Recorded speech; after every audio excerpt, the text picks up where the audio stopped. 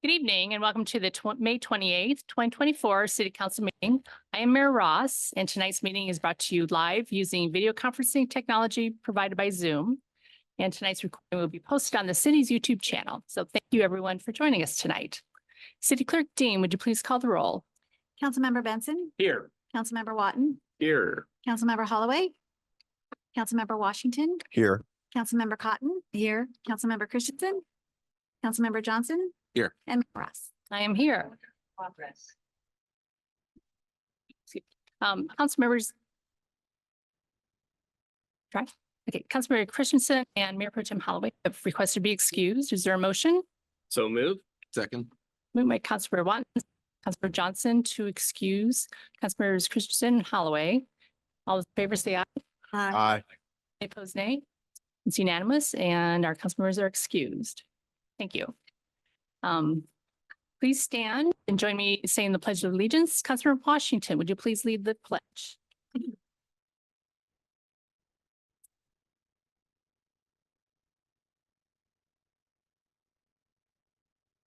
I pledge allegiance to the flag of the United States of America and to the republic for which it stands, one nation under God, indivisible, with liberty and justice for all.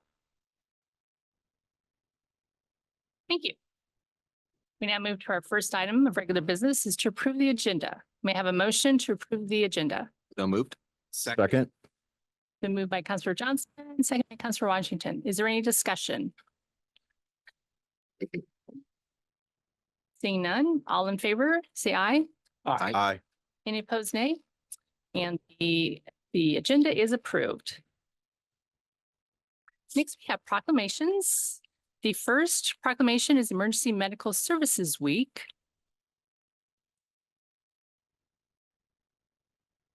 Whereas emergency medical services is vital public service, and whereas the members of the emergency medical services team are ready to provide life-saving care to those in need 24 hours a day, 7 days a week, and whereas access to emergency care dramatically improves the survival and recovery rate of those who experience sudden illness or injury, and whereas the emergency medical services system consists of trained members of the community, first responders, emergency medical technicians, paramedics, dispatchers, emergency nurses, emergency physicians, and other out-of-hospital medical care providers.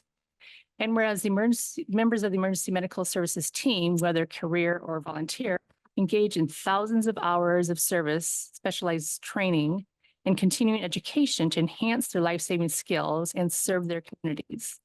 And whereas it is appropriate to recognize the value and the accomplishments of emergency medical services provided by designating Emergency Medical Services Week. Now, therefore, I, Catherine Ross, Mayor of Snoqualmie, do hereby proclaim May 19th to 25th, 2024 as Emergency Medical Services Week in the city of Snoqualmie, reminding the community that every day EMS responders are faced with many challenges and yet still rise above them all and continue to respond, support, and care for the needs of our community. And we have several of our emergency medical personnel here this evening. I'd like to thank you.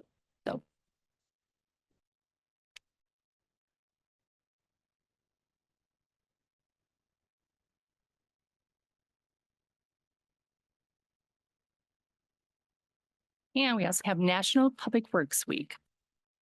So whereas public works professionals focus on infrastructure, facilities, and services that are of vital importance to sustainable and resilient communities and to public health, high quality of life, and well-being of the residents of Snoqualmie.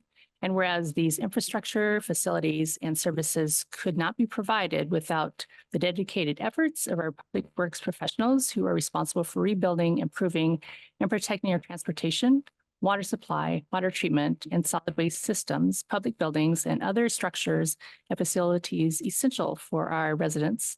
And whereas it is in public interest for all residents in Snoqualmie to gain knowledge of and maintain an ongoing interest and understanding of the importance of public works and public work programs in their community.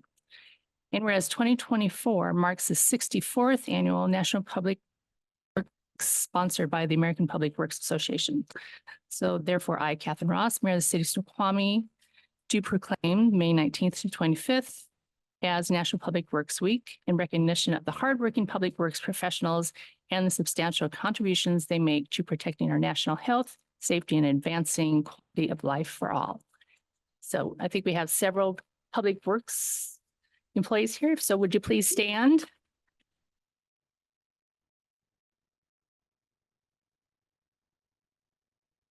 Thank you everyone for your dedicated service to our community. So, thank you. And we move on to presentations. Tonight we have a presentation regarding the community center update and CIP funding strategy. And leading the presentation will be Jeff Hamlin, our Parks and Public Works Director, and Drew Boutte, our Director of Finance.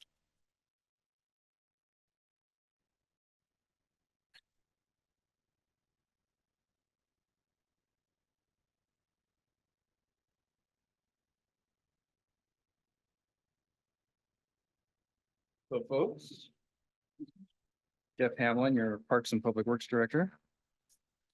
I'm going to give you some quick handouts here real quick. I'm going to reference a slide which has a summary of this sheet, and I didn't really want to put this up on the floor. So okay. I think I still need longer arms to read this. Yeah. This, I think this. Yeah, can you hold this? With the correction. You should bring up there talking the. Just so you know, don't worry about the fireproofing. Oh. Jeff. Thank you, Mr.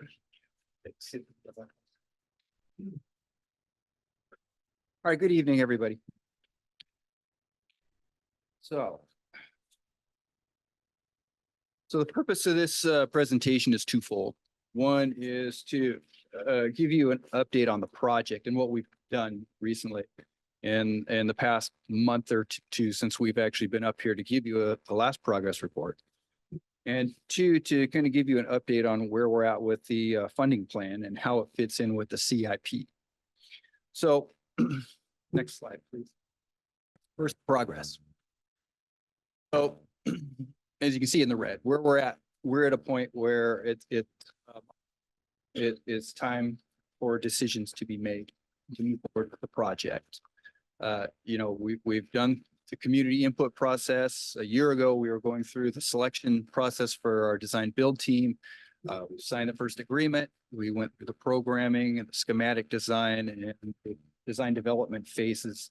We've gone back and scrubbed all those costs down to try to reduce costs as much as possible.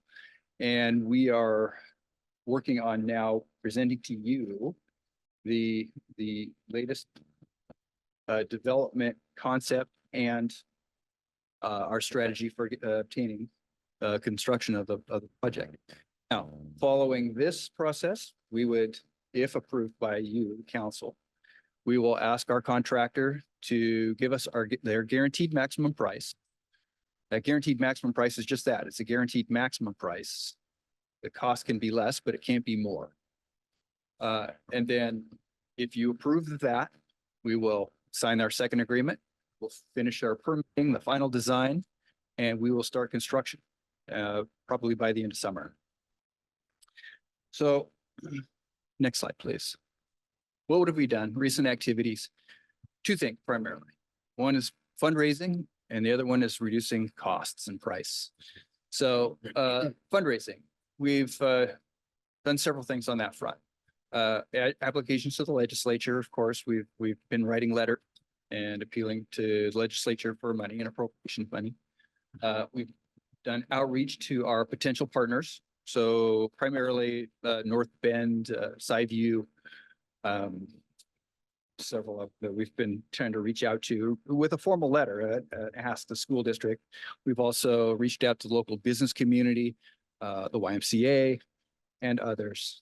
And that is ongoing and we will continue to do that.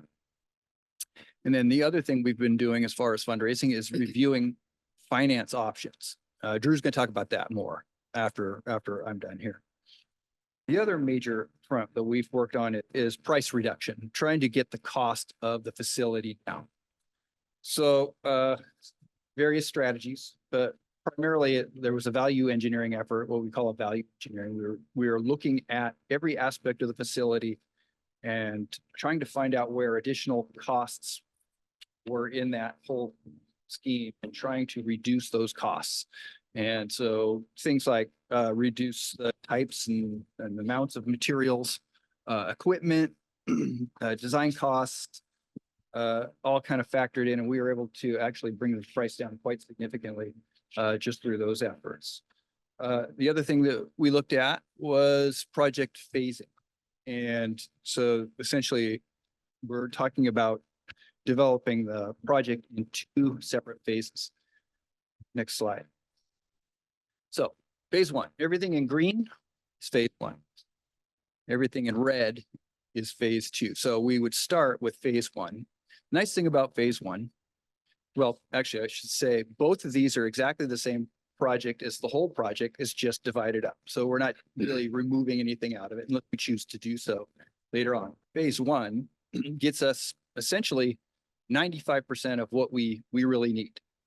And then phase two is the dry side improvements, which we think we can do later as time and as costs or I guess funding allows. So next phase, or next slide. So phase one, the natatorium, that's really the pool and locker room complex. That includes the 6-lane competition lap pool, a recreation pool, and all the attendant pool equipment, the locker rooms. We also have the area with the kitchen, the community room, patio facilities. The kitchenette is actually a kitchenette, I should say. It's not a full kitchen in there. A patio facility, which is a crowd favorite, and offices for the additional staff that's going to be required. And then the phase two portion of it, which we've done later, would be the 2 dry studios. Those are primarily like yoga studios and such, but it's extra fitness space. There's a canopy structure, which we may or may not do. We could delete that from the project to save costs. There was an expanded kids watch improvements. We already have a kids watch, but this would be a better, bigger and improved kids watch area with bathrooms and such. And then there is the walkway from Ridge Street, which we think we can do. We may be able to do that ourselves as a separate project, maybe tandem with the amphitheater. Next slide. So that brings us to the cost. So the estimated cost summary, which shows here, is actually the summary of the sheet that I just gave you, which shows all of the breakdown on those costs. But for the full program, so our original concept, if we were to construct it all at once, with construction, the design fees, and estimated sales tax comes to $29.2 million. In the phased approach, phase one only, delaying phase two, we can do the full phase one portion of it for $27.2 million. So basically, we've reduced the cost by about $2 million by delaying the phase two portion of it. The reason, of course, we're doing that is that it gets the initial costs of the facility down to a level where we can develop a responsible and reasonable funding strategy to pay for it. And to talk about that, Drew is going to give that portion of the presentation to you now. Can I ask a quick question? Yes. Councilor Benson? So the 29.2 was for the full program, and the 27.2, more than $2 million less. It's for just the phase one program. Is the phase two? Is there an estimate on what the phase two would end up costing? Well, $2 million plus escalation. Okay, Actually, so we could probably reduce it. So if we remove the canopy structure, if we build the walkway ourselves, we could do those in phases I see. themselves. Okay, right? so this doesn't reduce the cost of the full program, but it does make it slightly more bite size. Yeah. And yeah.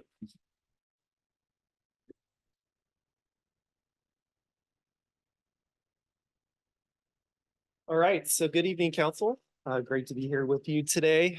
We have a couple of people in the audience. We have Josh from the YMCA right there. We also have Thomas Topher, our financial advisor with our debt management overall that will be presenting after me, giving you basically a 101 in regards to our debt management practices. With that said, yes, I'm here to address the funding plan for the community center. But first, before we get into that, I just want to get into a little bit of background. The city recently released the mayor's proposed 2025 through 2030 CIP. CIP includes a proposal to fund and construct the community center. And really two questions that are really important to this discussion overall, primarily for council here, is why did the administration include the project in the CIP in the first place? And what is the administration's proposal when it comes to funding the project in total? And so we hope to answer those two questions for you through this presentation. As Jeff kind of mentioned, the city has recently reached a design build checkpoint. The design development phase is complete and the contractor is prepared to present the city a guaranteed maximum price. And so we've reached this kind of key critical point in terms of this project. The city has brought the CIP and the community center expansion project to council together for consideration so that it can understand the holistic impact of the project on our governmental capital finance. If we were to separate out, you wouldn't have a sort of sense of what the financial impact would be if you were to move forward with the community center and how that might impact other sorts of capital programs or projects that we have built into the CIP. And so we want to make sure that they came to you in one full swoop. That said, as council has seen previously, we have 4 financial buckets across the city: governmental operating, governmental capital, enterprise, as well as internal services. Where really this CIP is focused primarily on governmental capital right here, which accounts for the provision of non-utility capital assets, is funded primarily through restricted taxes and fees, committed taxes and fees and grants, and includes things such as your transportation, parks, and facilities capital expenditures. The CIP that we brought forward is there a long-term plan focusing on how we can fund our capital assets moving forward. With that said, it's important to note that our governmental operating bucket, which funds things such as police and fire, are funded primarily through ongoing operating revenues. Our governmental capital bucket, however, is funded through ongoing capital and one-time revenues. These are revenues that we have specifically for capital or been restricted by other agencies such as the state for capital. And so we can only use those within this kind of blue bucket overall. One That's second, the funding.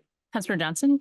Right. And the governmental capital, there are restricted funds, but it isn't generally by law that those funds have to be spent on those things. That is a practice that we have adopted for the city, right?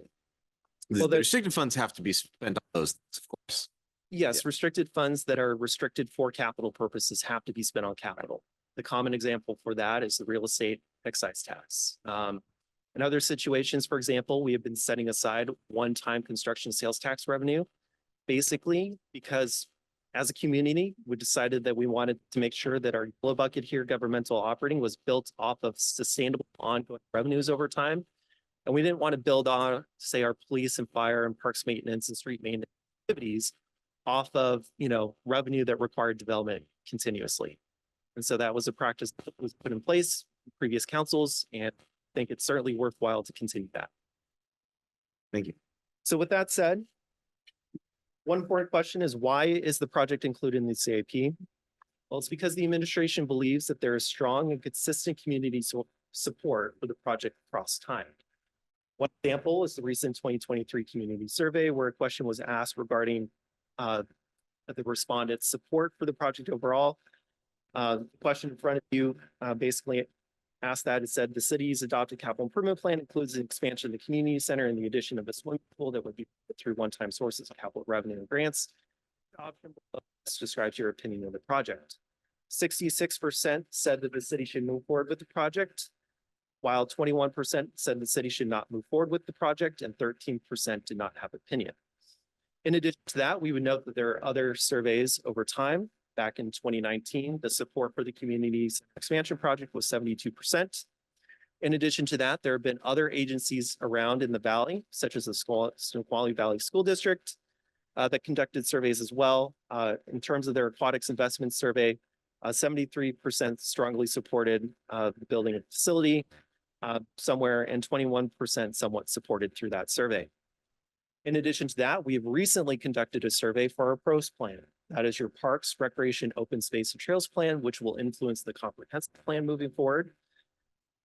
And so I just want to get into at least one question as a part of that pros plan. So I'm going to toggle to question number 9 here overall. This question asked the respondents, which 4 types of facilities or amenities from the list in question 8 are most important to your household? And respondents were requested to rank them in the degree of importance overall between first and green, red and for second place, black for third place, and blue for 4th place overall. The aquatics facility, pool facility, which is at the top here, ranked, in my estimation, far and above the other sort of options that were available to the respondents at that time, including baseball, softball diamonds, basketball courts, disc golf course, and so on. Of the 118 respondents, you had roughly 33 of those respondents rank it, the aquatics and pool facility, as first overall. And that's just one more piece of anecdotal evidence in support of the administration's inclusion of the project in the CIP. And then lastly, just getting back to my slide deck, I also want to note that there's been certainly some planning efforts over time that the city has conducted. The community center has been referenced in multiple documents to date, such as mixed use plans, Snoqualmie Ridge 1, comprehensive plans, functional plans, as well as previous CIPs. An example here is the Open Space Parks and Recreation Plan from 2018. As a part of the level of service standards overall, swimming pool was cited. The facility standard for this was 1 swimming pool for 12,500 residents, as well as a community center was also cited, 1 for every 10,000 residents in total. And so in essence, the administration has included the community center because we're following up on those past planning efforts overall. And we believe that once this is constructed, that we can say that we have met those level of service standards as these planning documents over time. Now, moving on to the next, I just want to go back in time to the 23-28 CIP. And that's because we included the community center expansion project as a part of that CIP. Total project budget at that time that was included in that CIP was 28.4 million. Of that total, we were planning to fund it through $7.71 million in one-time sales tax revenue, $7.49 million in real estate excise tax revenue, and then another kind of amorphous category that we call grants, appropriations, or other sources. Grants could come from the King County Aquatics Levy, appropriations could come from the state, and other sources may have included bonds at that time. Now we've been trying to really drill that picture in a little bit and actually provide more clarity of what we think would be required to get this project across the line. And so we've incorporated that into the 25-2030 CIP with a total project budget now of $28.92 million, thanks to the effort of the Y and Jeff in terms of trying to hone in on what the actual scope should look like, which would be funded through one-time sales tax, which, just getting back again, the total project budget in this one is roughly a 2% increase over the previous CIP. And this would be funded, the total project budget of $28.92 million with $10.51 million of one-time sales tax revenue, $10.71 million of real excise revenue, a contribution from the YMCA of $2.5 million, as well as a King County Aquatics grant of $1 million. And I just want to answer one question that I received from Councilmember Johnson recently is, no, that is what we've already received. It's not new. In addition to those two numbers, if you add those two numbers together and then divide it by the $28.92 million, that is roughly equal to 12.1% of the project budget. Councilor Washington? Yes, I have a quick question. Just, I believe we have the YMCA here tonight. I'm just curious on so the YMCA contribution, $2.5 million, is that a grant? And if so, could you explain what it is? You want me to speak there? Yes, Sure. please. Josh Sutton on behalf of the YMCA of Greater Seattle. I'm the facilities executive. We've met before. The $2.5 million has a few different sources. We just submitted today our grant request for $1.2 million from the State Youth Recreational Facilities Fund, or YRF. That is a fund that's available every 2 years, every biennium. The YMCA has been very successful in receiving, and the 1.2 million is the max you can apply for. The YMCA has been very successful in receiving those funds in the past, and we believe we would be very competitive in this upcoming biennium as well. Those are commerce funds that come through the legislative ask. And so we've submitted. They will get reviewed this summer and interviewed. They will get ranked in September and into the governor's budget. And at that time, we'll know where we fit into the ranking of them if we are selected, which I believe we will be. And then we will go through the legislative process. And when the capital budget is approved, then we would confirm that it is there. So about half the money is directly from a single grant source. The rest of it, we will go out and fundraise in the community, as we do for a number of different capital projects, as we did actually partner for the original community center as well by raising money in the community. So we're committed to doing that. In addition to the 2.5 million on the chart, which is what we will bring to this project, the YMCA will also need to identify and raise about $500,000 in capital for furnishings, fixtures, and equipment, or FF&E. So we will have additional fitness equipment we need to put in. We'll have to put furniture in the offices. We'll be talking about other things that we need to buy for the facility. And so that's money that's not showing on this ledger, but is part of our commitment to the Snoqualmie Community Center and our success in the project. So Okay. Does that answer your question? Absolutely. So I just want to repeat back here too, just to make sure I understand. So there is a plan in place to go out and secure the 2.5 million. Yep. Grants fundraising. Sure. But as we sit today, the money's not available. As we stand today, the money is not available. That is correct. Okay. That is Thank you. correct. Counselor Benson? I think I might want to withdraw my question because it's a why question, but it's not on this specific topic. So I'll ask later. I'm available as needed. All right. Thank you. Counselor Cotton? Just wanting to know with the plans for the pool, and it is being designated as a 6-lane competitive pool for the school district to be able to hold competitions there. Who is, you mentioned kind of some of the facilities and the equipment that's going in them. Is there information on how many people are expected to attend these competitions and where they're going to be seated? Sure. I mean, is there going to Yeah, be? I'll give you some rough information and hopefully that'll get you started on it. Then you can ask me more questions. Okay. Okay, so there are actually 2 pool tanks in the design. One of them is the competitive 6-lane pool and one of them is the recreational activity pool. The 6-lane pool has the capacity to host a high school swim team and to host what we would call a dual meet. In other words, 2 high school swim teams competing against each other. We're not going to have 5 teams there at the same time. It just doesn't work that way. We have the same size tank, but the Snoqualmie design is a larger deck at our Kent YMCA, where we host 2 high school swim teams and where they have regular dual meets. And so we were very comfortable with the capacity of that pool to serve, if the swim team chose to swim there, to serve as a home base for Mount Si. And so we believe that would work just fine. In other cases, as example again of the Kent YMCA, when we host a dual meet, we shut down the whole pool because there's just so much going on. But when they have regular swim team practice, we still teach swim lessons or senior activities or things like that in the activity pool. And so we find that it can be successful both ways. And we'd be very happy to work with the district and with the city if that was something that was of interest to folks, because we also view swim team as being a great opportunity for lifeguard skill development, and where we get a lot of our young staff from is they come up through a swim team like that, and then they get there's some of their first jobs as lifeguards or swim instructors. And so it's a great job development program to us and ability to be able to serve young people in that way as well. And with a dual meet, Mhm. how many spectators do you get with something like that? It depends on the size of the swim team, but dozens, not hundreds. How's that? Okay. And so there's room on the deck in the current design for there to be intermediate bleachers where people could sit and watch the meet.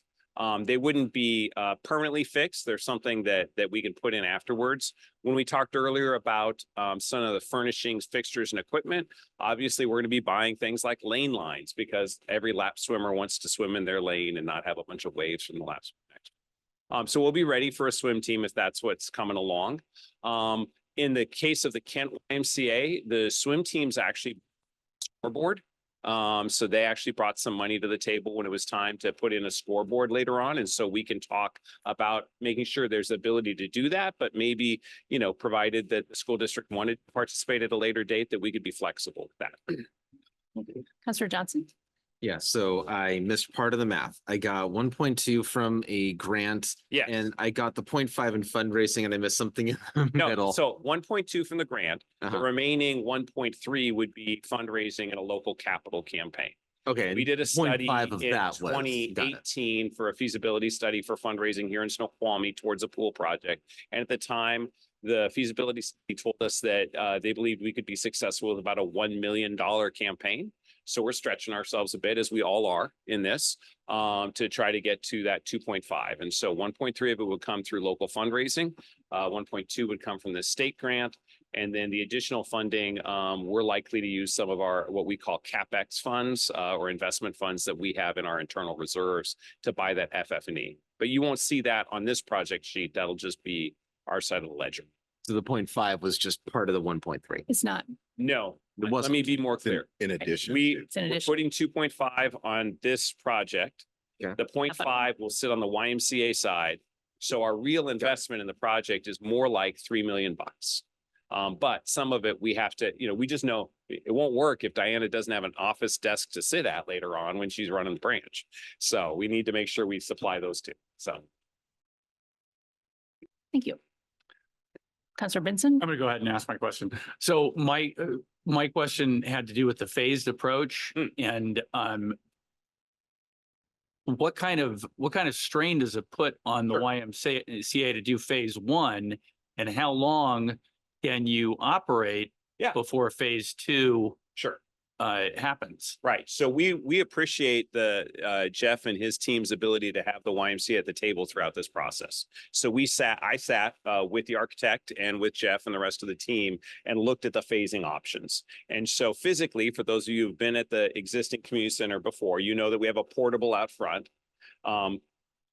Until phase two is done, we'll probably keep in that portable because it provides some extra capacity for us to be able to provide youth programs, family programs, some of the kids watch space. The other thing that would be included in phase one is that we will take the existing lobby and the offices and cannibalize that for additional fitness space. What we won't have is additional fitness classroom space, and that does matter. But we believe we can get there for a while, and we'll see. You know, the community really, really wants the pool. The additional fitness space that we'll be able to add is something that will work for the mix of membership overall, and it keeps the Y business in a good spot. We offer enough value for membership. Probably don't have as much kid space as we'd love to have, considering how many kids are in the city of Snoqualmie, but we're going to make it work. Because we still think the path through to this first phase one is sustainable for the YMCA model and what the community desires the most. Thank you. Yeah. Thank you. All right, thank you. And so there is one last piece to this funding puzzle, and that is the interim financing, otherwise known as the line of credit of $5.2 million. So just to get into the one-time sales tax and real estate excise tax just a little bit again, the one-time sales tax was collected from the construction of Snoqualmie Ridge as well as other construction projects that took place across the city.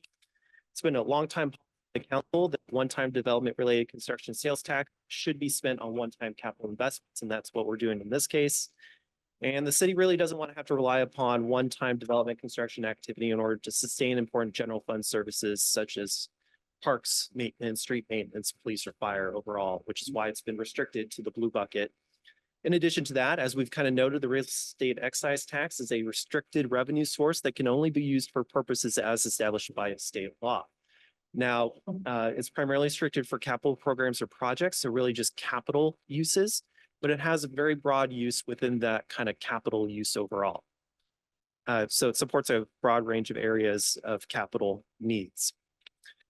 The question that you may have is, what is interim financing or what is a line of credit? Well, it's really just a short-term financial instrument, nothing more than a year or 2 years of length And it's much like a bond. A bond is usually 10, 20, 30 years in total. So it's really just a very short-term financial instrument where the process typically involves soliciting proposals from various commercial banks. And often a line of credit is characterized as a bond under state law and would be authorized by a bond resolution. And so if you're moving forward with this project, we would be bringing back to you that line of credit for council approval at some point in the future. There are pros and cons to everything. And so likewise, our line of credit certainly has those as well. The interest rates may decrease prior to rolling the line of credit into a bond. That is what we're hopeful for and what a lot of the economists would say is going to take place over the next couple years. As we know, the Fed has built in a couple rate cuts during that time period, which also influences what happens in our bond market with the interest rates. In addition to that, funds are only drawn from the line of credit if and when they're needed, which if we only need to draw upon those when they're needed, we can maybe find ways over the next year or 2 years to figure out how to actually decrease the size of the bond if other revenues are found over the life of that credit. So for example, it allows us for time to work with partners, legislators, King County, for example, and their aquatics grant, which we'll be going back out for, as well as the tri-bond funding options for this, and hopefully reducing that line of credit of what we need. In addition, it also provides flexibility in timing and the nature of long-term funding plan, which indeed the CIP is that funding plan overall. Some of the concerns with this is interest rates may actually increase prior to rolling the line of credit into a bond, and so we have to be mindful of that. We believe that the probability is relatively low, but there is a probability there. In addition to that, most providers charge a modest commitment fee on undrawn but available amounts, and there are certainly upfront costs associated with establishing that line of credit. Now, if the city uses the entire estimated $5.2 million line of credit and rolls that into bond issuance, we would intend to bond that for a term of 20 years. Right now, we're estimating a true interest cost of 3.7%, which would result in an average annual debt service of roughly $375,000 annually. This is another Councilmember Johnson question. I'll call it a Joe special. How about that?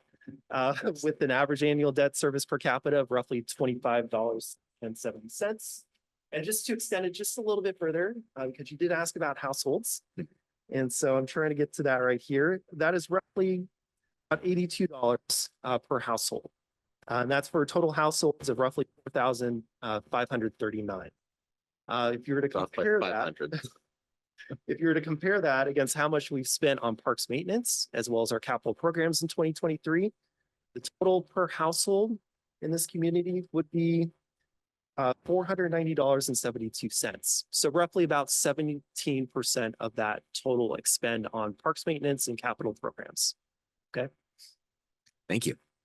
No problem. So the estimated total debt service over that term would be roughly 7.45 million, which is includes the $5.2 million in principal, as well as the $2.25 million in interest. The approval of the bond, and this is very important to note, would be councilmanic. So council vote to eventually approve the bond, which means it doesn't require a vote of the residents and it wouldn't be coming really out of property taxes. The bond would be paid back, and what we're proposing as a part of the CIP is the bond would be paid back over 20 years using real estate excise taxes, which comes from the buying and selling of homes in the community.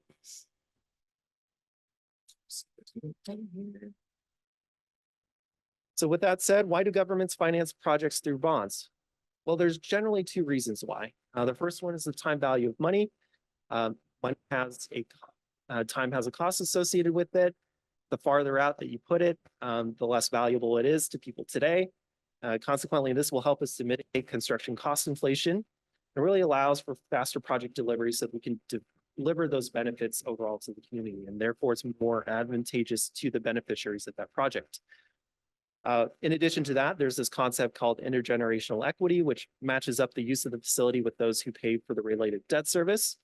For those that are going to move into the community into the future and move out of the community into the future, not just everyone who is here, would be paying for a portion of that through whatever taxes that are generated at that time.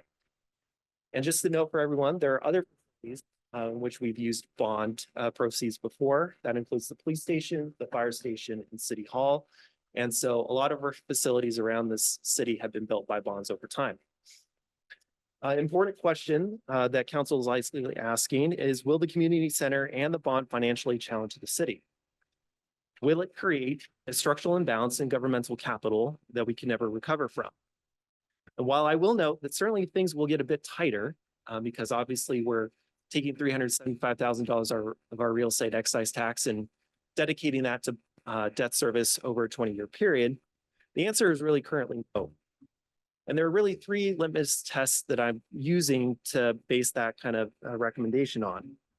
And I've kind of called them swimming lane ropes here that we use to see if we can remain within the boundaries of really financial prudency and sustainability.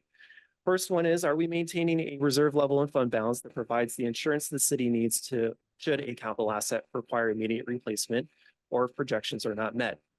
And my answer to that is indeed, if you were to look at your CIP document, the large 11 by 17 size sheet, you can go down to the bottom at the estimated fund balance, and you'll see that we at least, I'm not sure what the year is, I think 2027 is the lowest in which we'll have that fund balance of roughly $1.5 million. That will help us to maintain that reserve level in case capital assets require replacement or projections are not met. And that is equal to 1.5 times our total annual debt service. In addition to that, the CIP first prioritized the funding of critical capital programs such as street resurfacing, sidewalk replacements, playground replacements before ever thinking about funding the community center first. And so we intend to fund those at our current service levels. If we wanted to increase those service levels, then we can certainly think about that. But right now, I think the community has been really happy with the service levels that have been provided, especially through our capital programs that we provide. And then thirdly, the mayor's proposed CIP ensures that ongoing capital revenues exceed the amount spent on capital programs and debt service. Capital programs and debt service equate to me as your ongoing capital expenses. So if our ongoing capital revenues are continuously exceeding our ongoing capital expenses, then that is a pretty good indication to me that this is a pretty balanced plan. Cities not be on one-time funding sources to pay for the replacement of key assets or ongoing principal and interest payments. So we're not going to be relying upon development to pay for the debt service over time. That is not what this plan is offering to council nor the public. And just to kind of share that with council a little bit, I've taken our ongoing capital sources at the top here, which includes restricted capital taxes, such as the real estate excise tax, restricted transportation taxes, which includes your motor vehicle fuel tax, otherwise known as the gas tax, the 0.3% TBD sales tax, and then as well as some committed capital taxes really coming from utility tax, and then compare that with our ongoing capital uses over time. Between 25 and 2030 here in this plan, you'll see that we're going to generate more in ongoing capital sources than we're actually going to be spending on ongoing capital uses. And just to hone in on this, ongoing capital uses include your playground replacements, your sidewalk replacements, your street resurfacing, as well as the debt service for this project. So Councilor Benson? Yeah, so how accurate are these numbers? Like when you look at what we predicted for 2023 back in 2018, how close are these kinds of numbers? Well, so we haven't done necessarily that comparison. Jana, if you want to come up here, but we do look back to see if historical averages overall, and that's included as a part of our forecast. This is in essence a revenue forecast. And so if we're off by a lot, then we would see some serious problems overall in our funds. Especially Well, you know, I'm thinking about 2023 predictions in 2018. There were some things that happened in between that you might not have predicted. Absolutely. Yeah. So I'm just wondering historically how accurate these kinds of numbers are. I didn't look at all of them, but REIT, which is one of the big ones, I did look at, and you're absolutely right. For 2022, we estimated it would be, I forget the exact number, but it was 60% higher than what we estimated because buying and selling of homes, we all saw that. Nobody predicted that. King County didn't expect that to happen. And then kind of the reverse happened in 2023. Our prediction was about 8% too high. So you're right. REIT, I feel like, is one of those more unexpected we get some unexpected results. Some of them seem to go forward. We have non-recurring sales tax, which tends to go from 400 to 500,000, and then it jumped up to eight or 900,000 in 2019 when maybe there was a boom of growth. So we're trying to be conservative with these numbers, knowing that sometimes our estimates are off, but in the long term, they seem to follow patterns that we feel like we can give a reasonable assurance that this will happen, and then we adjust in 2 years if we were off. So it's something that where it might be difficult to predict over 5 years, but over 20 years, it's actually easier long-term to make those kinds of predictions. Is that? I would say long-term, it's Right. so yes. Thank you. Councillor Johnson? I could be mistaken on this, but I believe that historically we've been somewhat conservative in the long term with regard to REITs. And that's part of how the amount that we have left over in fund balance at the end of the year has typically grown over time. So we've been a little bit conservative generally. I seem to remember a former council member saying that we need to work towards being more accurate Yeah. than conservative overall. So Yes, the We former strive for council members shall accuracy. remain nameless. yeah, as much as we possibly can, for the most part, but yes. There are different revenue sources that are more volatile than others. Jana brought up a good point. This is the buying and selling of homes. But we can guarantee that we're gonna at least hit some number, right? There's never gonna be no buying and selling of homes, right? Right. So what is the first, right, tranche that comes off this? It's the debt service payment overall. It's also your capital programs too, and that's what we're trying to show here, that ideally, all these revenue sources, they'll add up. Last year, we were actually pretty close, right, to what we had forecasted in total for the total taxes. There may have been variation between the different taxes, but we were pretty close in what we predicted in total, in aggregate. So it is a forecast. You've seen the general fund forecast over time and how that can fluctuate, right? And we try to strive for accuracy as much as possible. Also, a lot of what we're using King County data, right, to try to support our justification. So it's not just us spitting into the wind necessarily. Apply that. No, I know you're, yeah. But anyway, we try to take great care and be sure that we can forecast reasonably well and give. And if we're not accurate, then we want to come back to council soon. So it's a matter of being proactive and making sure that you guys are aware of the changing economic circumstances in this community. Which is why we do try to produce the financial forecast on a regular basis, why as part of the budget process. You will see that same 11/17 size sheet come back to you regarding the general fund. We're always looking every 2 years at our capital funds as well, because we have to update the CIP and so on. And so these pictures we're always kind of working on continuously as time progresses. Councillor Johnson? The blue, was that restricted? The blue bucket? So the blue kit, we'll go back. All right, this might take a while. There we go.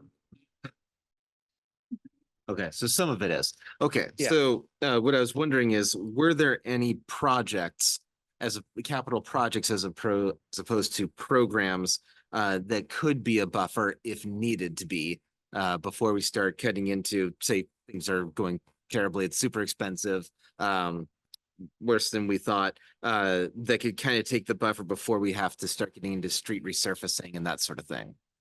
You've got a crew behind all this work, so invite Dylan. The answer is yes, there is. So the vernacular we use is projects and programs. Projects is what we look at. That's the very one-time focus. It's new infrastructure, whether it's playgrounds, whether it's a Riverwalk project, river trail, sorry about that. But something akin to that would be in that project category. That would be kind of the first look at.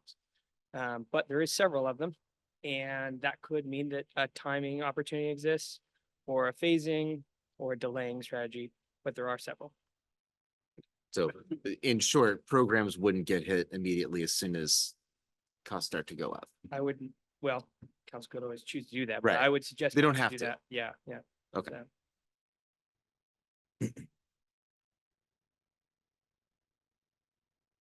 So, Flip all the way back. Let's go.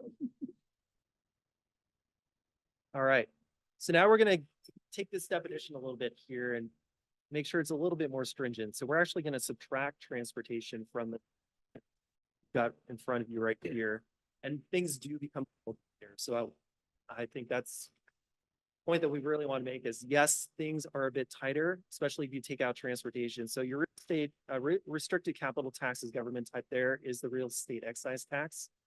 Your ongoing capital uses would include all parks and facilities capital programs, as well as that debt service as well.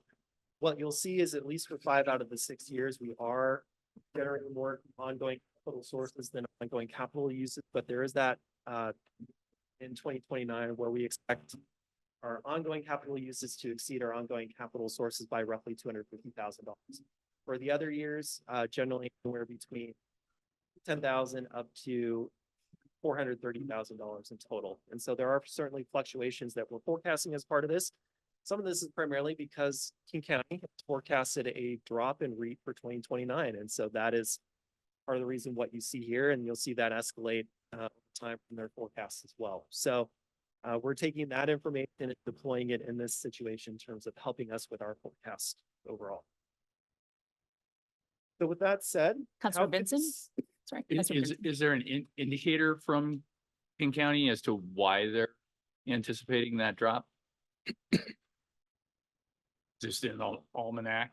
Well, It's gonna, so it's, they use a bunch of different data, right? Consumer confidence, there's a lot of different factors. What are their predictions? So they're often using a program called Global Insights, which is a very kind of renowned kind of forecasting tool that they'll use, where there's predictions on gross domestic product that all is interlaid into this, and you've got multiple variables in which they're drawing upon in order to assess what to come up with in terms of their predictions for REIT overall. They're also looking regionally about what the housing market might look like. How are corporations shaping up right now, right? Is Amazon prepared to invest, right? In the Seattle regional area, or are they not? Often you'll hear from King County that there are 3 really prominent businesses, Boeing, Amazon, and Microsoft. If they're doing well, then the region's doing fairly well. And so they're often trying to pull those different strings of data together to come up with a number overall, which we're using as a proxy for what we do. The capacity necessarily to assess, nor the data that's really available to us to figure out what would be a proper way to, it's called regression. Perform a regression analysis on those different variables in order to come up with a forecast. So. okay. So it's like a whole fantasy football. Well, you've got experience as a council member, right? You've seen our forecasts over time. Yeah, but I don't know how you do it. Oh, regression analysis helps in that. So, with that said, how could the city reduce the line of credit over time, assuming the same scope?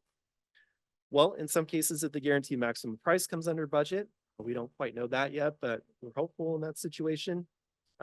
First, before I get into that, the CIP is really a plan for the worst case scenario. So trying to bring to you an idea, if we don't get any of these other additional revenue sources, how could we actually get this project across the line? And it's a $5.2 million line of credit that would be rolled to a bond overall. So our goal is to reduce that number as much as possible and shrink that debt service over time so that the taxpayers don't have to pay for that over time.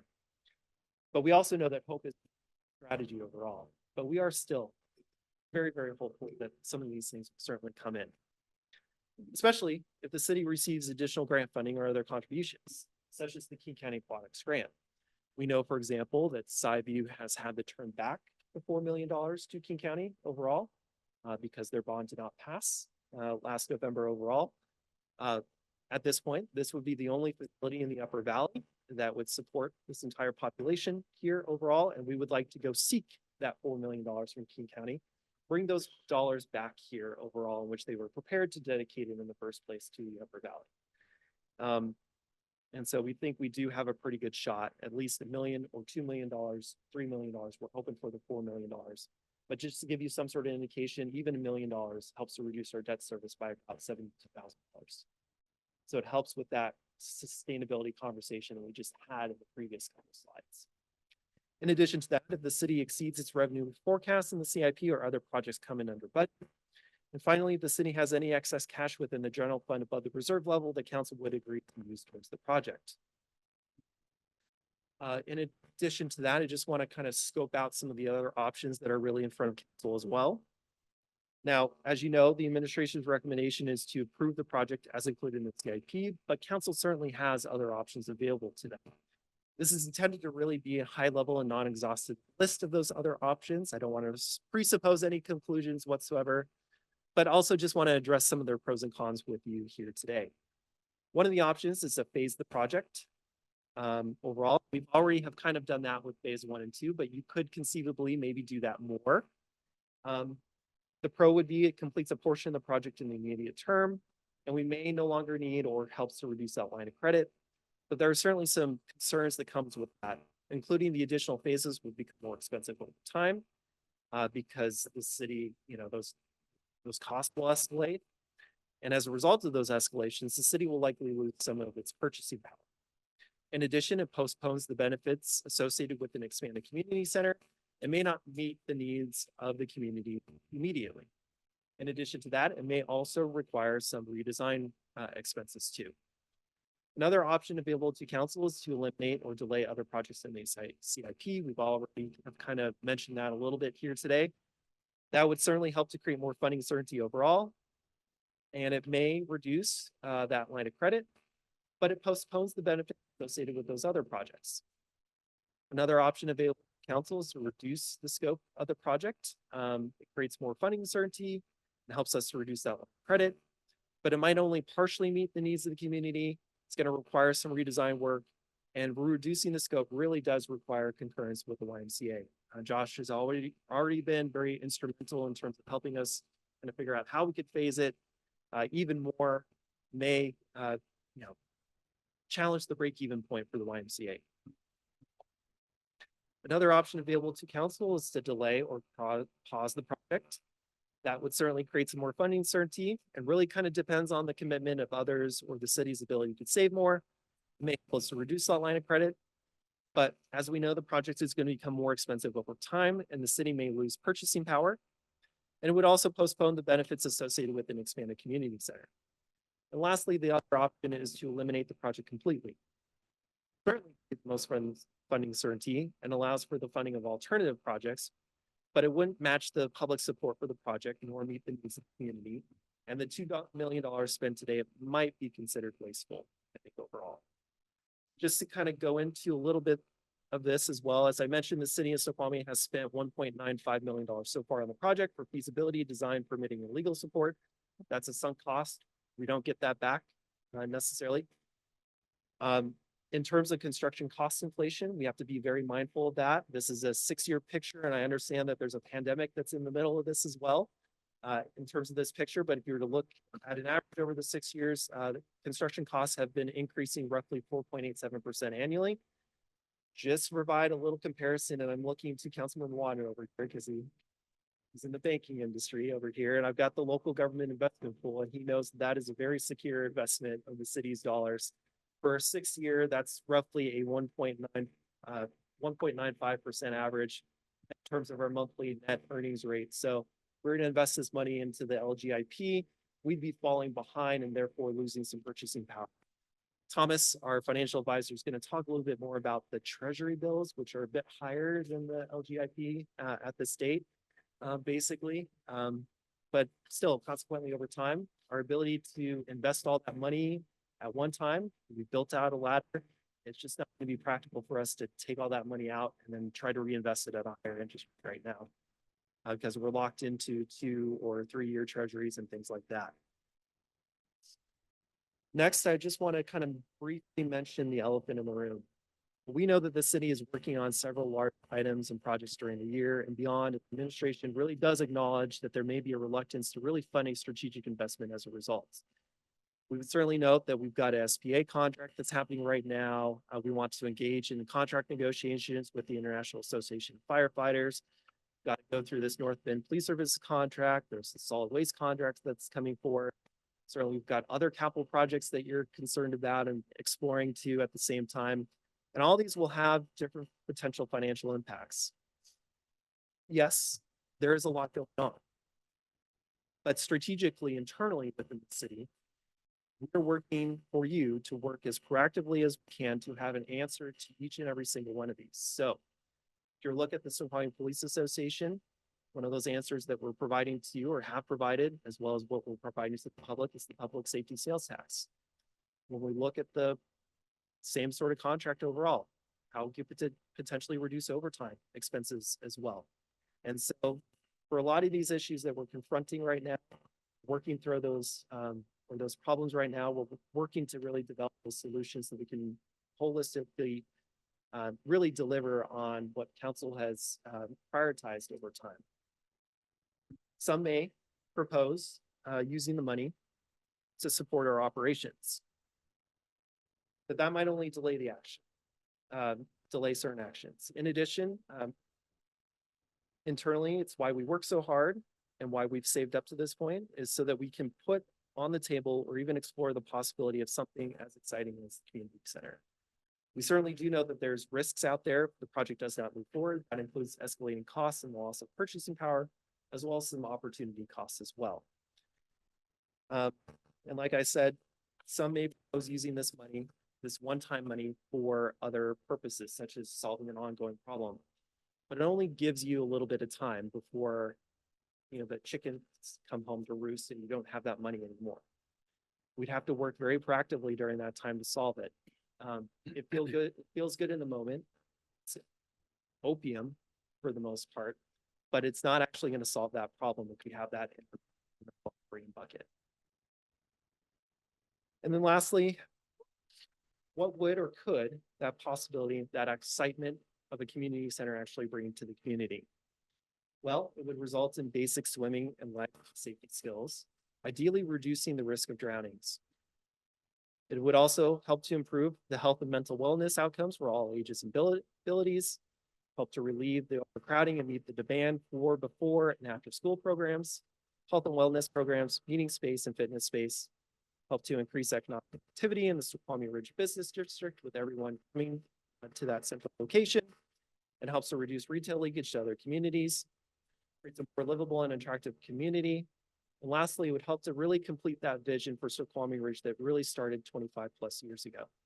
This has been an ongoing conversation for a long period of time, and feels really, really close. We're almost there, right, for the most part. We think we've provided a financial plan that will help to kind of get this across the line, and we're excited for council's debate that's going to come forward next. So with that said, I'll turn it over back to the chair to introduce Dallas. So thank you. Excellent. Thank you, Finance Director Ute, and thank you. It was a great overall comprehensive review of it, so thanks. We next have a public financing and municipal bonds presentation by Thomas Topfer. He's our financial advisor with Principal Financial Management. Well, good evening. So I want to provide a brief overview of municipal finance.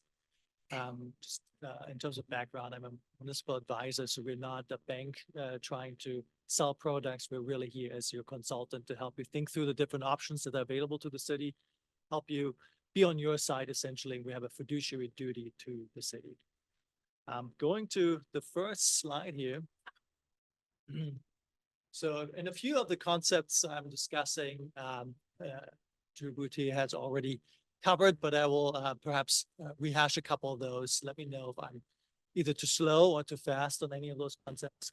But just starting out, municipal finance, of course, as the name says, is about financing by local governments. The benefit, so it's basically you borrowing financing from a bank or from investors in the market. This debt that you would be issuing or the loan that you're borrowing is typically secured by the general obligation of the city that you are promising to repay with your taxing power and full faith and credit of the city.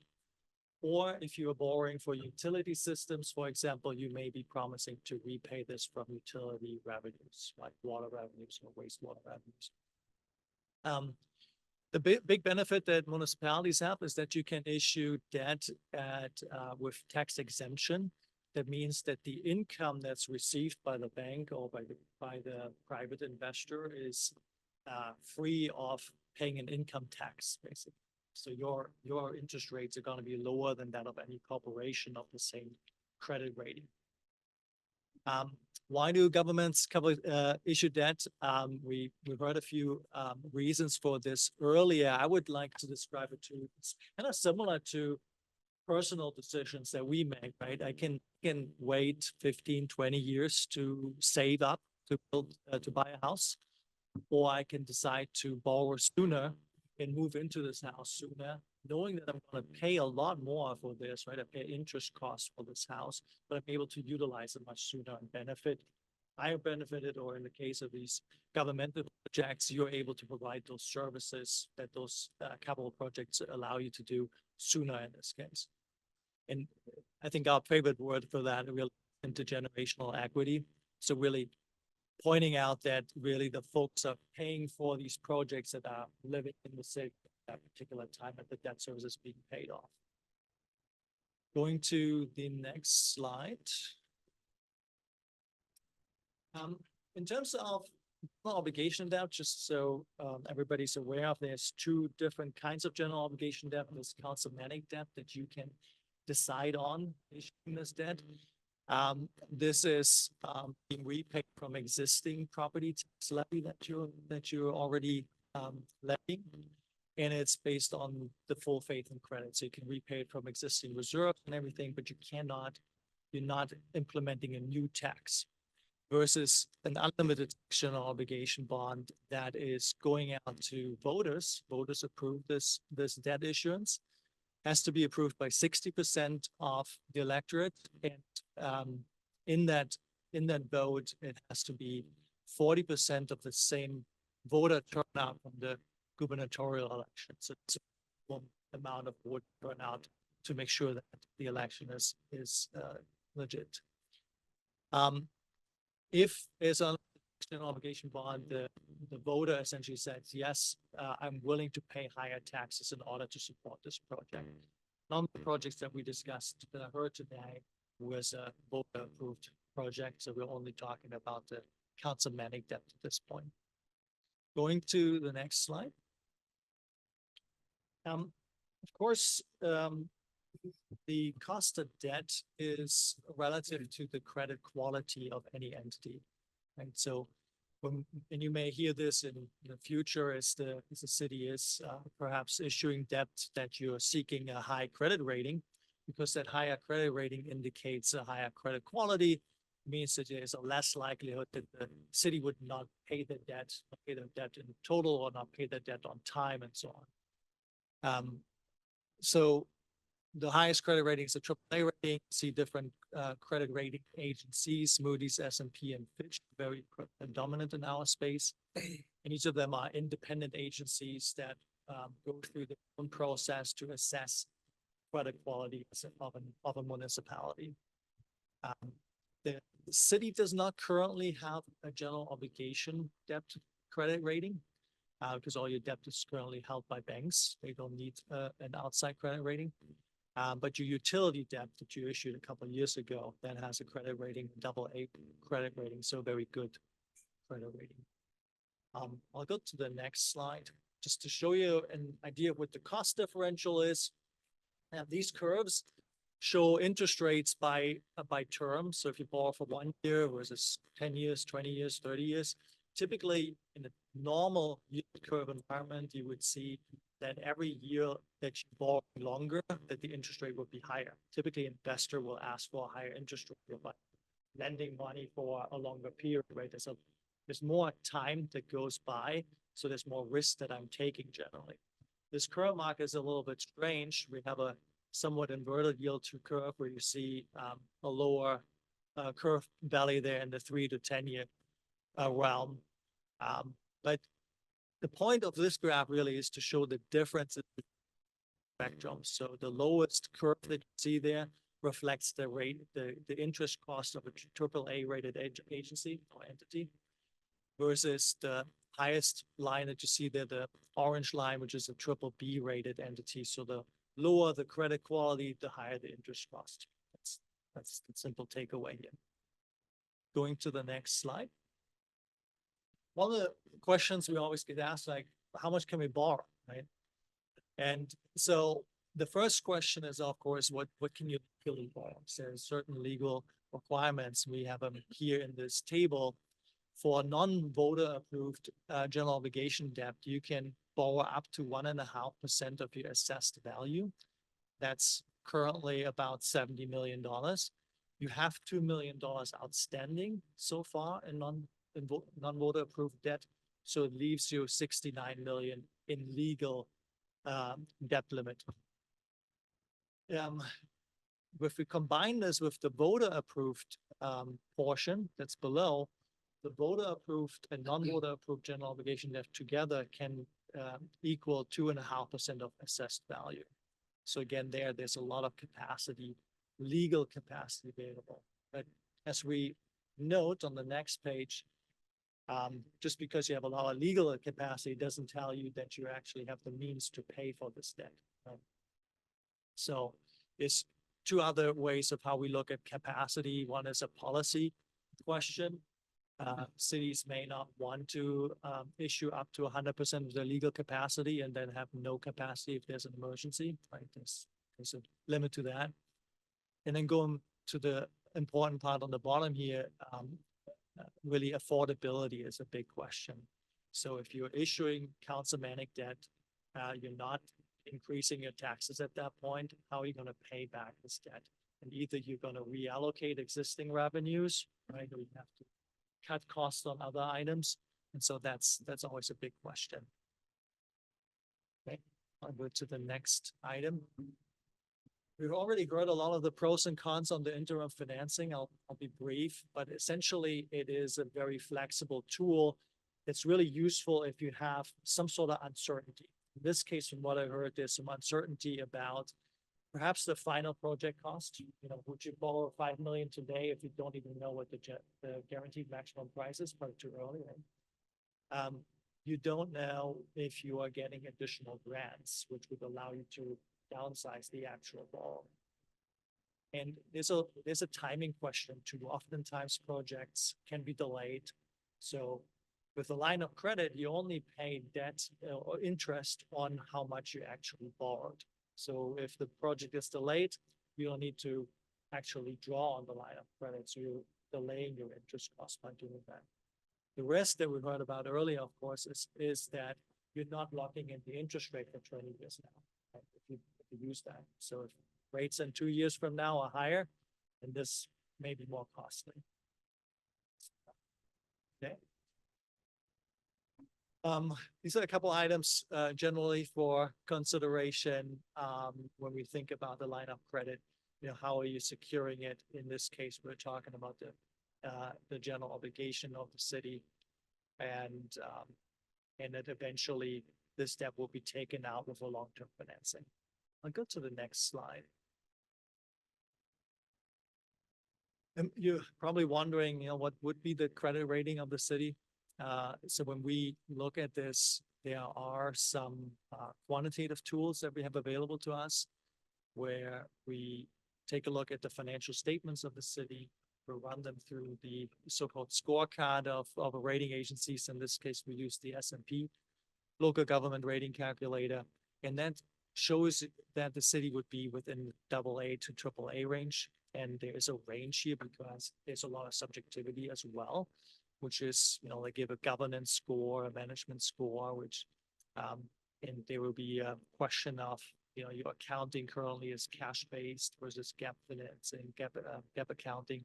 So there's some other factors that will play into this, but just on the surface of the reserve levels that you have, of the strength of the tax base, the local economy here, we think you're going to be relatively strong credit rating in the AA to AAA range. We added a slide here to show you just a couple of comparable cities in Washington that have.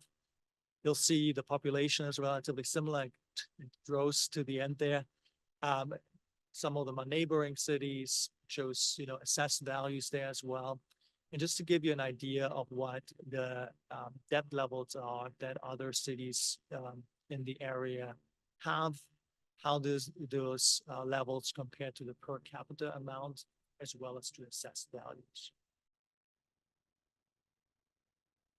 Any questions so far? I was perhaps a little fast.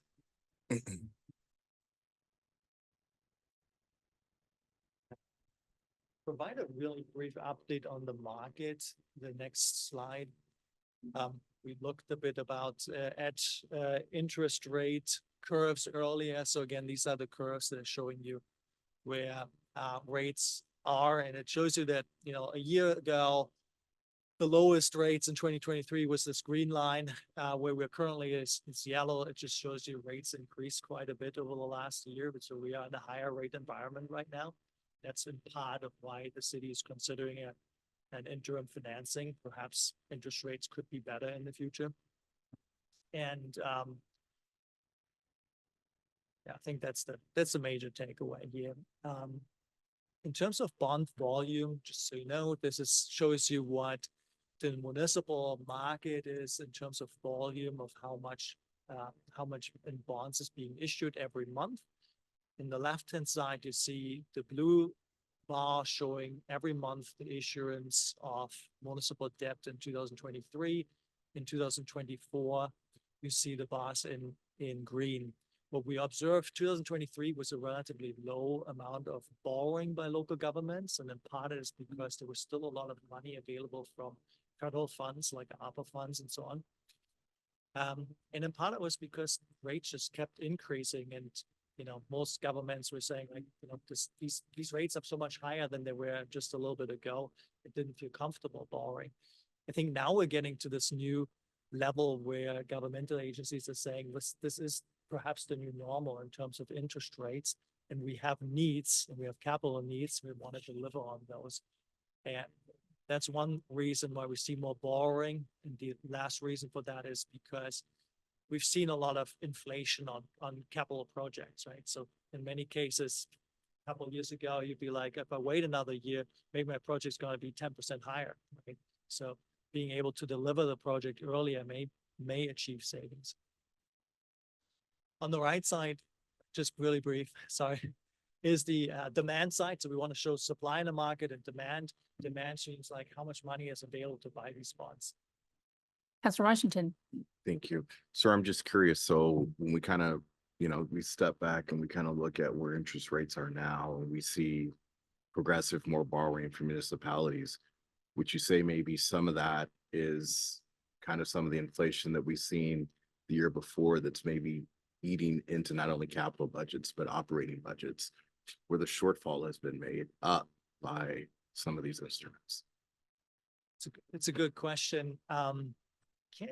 Can't tell, like, I don't think I can speak to the operating performance of many of the governments. I feel the entities that I work with have done fine on their operating size, balancing budgets, been relatively conservative, but it's really the needs have increased. A lot of entities have been kind of waiting to see what happens to the pandemic, not really going through certain capital projects, have really waited on those and see where things are ending up.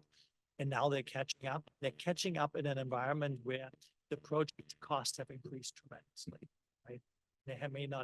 Their reserves may not be sufficient to pay for this. Councilor Benson. Just a follow-up to Councilman Washington's question, is there a level of those green bars that would feel alarming to you? It's a good question. Interesting question. We had 2022 and 23 was a very low volume. So this looks like we're getting more to normal levels at this point. It's still much less than in 2020 and 21, but interest rates were just so favorable that we saw a lot more issuance in the market. So we're still catching up. If I were to show you 23 compared to 22, I think we were down by 20% in volume compared to the prior year. And now we're kind of, catching up to what is probably more of the normal. A lot of the refinancing opportunities will be included here as well. That some of those are where municipalities try to refinance for lower rates. Now there was we're just starting to get to rate levels that allow for refinancings again, but there were 2 years basically when there was almost no refundings, essentially no refinancings. Briefly on the demand side, this is intended to show municipal bond funds. So every investor can decide where to allocate your money, right? You could invest in equities, you could invest in real estate, you can buy bonds. So if you move your money into bond funds, if there's more money flowing into bond funds, we see blue bar going up. It's flowing out of bond funds, it's red. That means that people taking their money out and don't want to invest in bonds because they have other opportunities available. We've seen a few blue bars there on the right, so that shows that there was a little bit of money coming back into the market, but we had several years here with really money flowing out of the market, which resulted in even more increased interest rates. Going to the last slide, I think. Interest rate forecast. I heard the question earlier how how accurate the forecast is going to be. The interest rate forecast is certainly be somehow, right?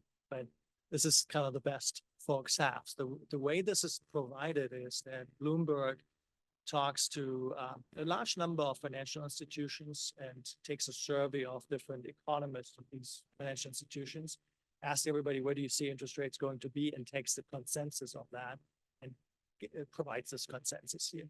So based on the consensus of, I think it's like 30 financial institutions, we see that the short-term interest rates are going to drop dramatically. So the federal funds rate, which is currently between 5.25% and 5.5%, over the next years, it could be dropping, if this would be an accurate forecast, by about 2%. That's a pretty big drop. However, when you look at the long-term rates, 30-year US Treasury rate on top of the 10-year US Treasury rate, you see that forecast is only dropping by 5%. So that means that kind of indicates that the market believes that these long-term interest rates are going to fall, but they're not going to fall dramatically. This indicates that we are more like the rate levels are more normal going forward and not. And part of it is because I think the market doesn't expect inflation to truly come back down to the 2% levels. It's going to be a little bit higher. Councilor Johnson? Okay. So I'm going to try to wrap my head around this with an analogy, and you can tell me where I go off the rails on this. But okay, there's a thing that sometimes folks will do at carnivals. They'll have a big jar of jelly beans, and they'll have some sort of a competition gets closest to having the right number of jelly beans. And so people put in random guesses for how many they think are in there. Some people they say 1,000, some will say 1,000,000 are in there. And a shocking thing happens. If you ask, say, a couple of hundred people, the average guess is shockingly close to the actual number of jelly beans that are inside of the jar.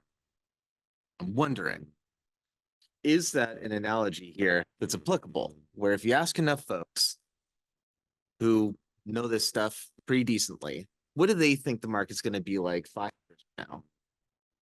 When you take the average of that, the consensus, you get fairly decent results. Now, someone could always come over and knock over the jar of the jelly bellies, and then, some of them rolled under the table and whatever else got carted off by ants. And then basically everything's out the window, like a pandemic, tosses everything into chaos. But barring something weird, generally, it's reasonable. Yeah, I think you're right in that different economists obviously base their forecasts on data, right? On forecasts. So they're looking at their expectations on inflation. They're looking at their expectation about the labor market. They're looking at, the business, general volume of business that's expected and so on. So on average, you would expect the trend to be right. The question is the timing in many cases. So, if I had shown you the same graph, 3 months ago or 6 months ago, would have had the same direction, but they would have already predicted that we had a rate cut now, and that didn't happen. So we were basically delaying a little bit, still expected to happen. So the general direction makes sense. It's just a question, what's the timing?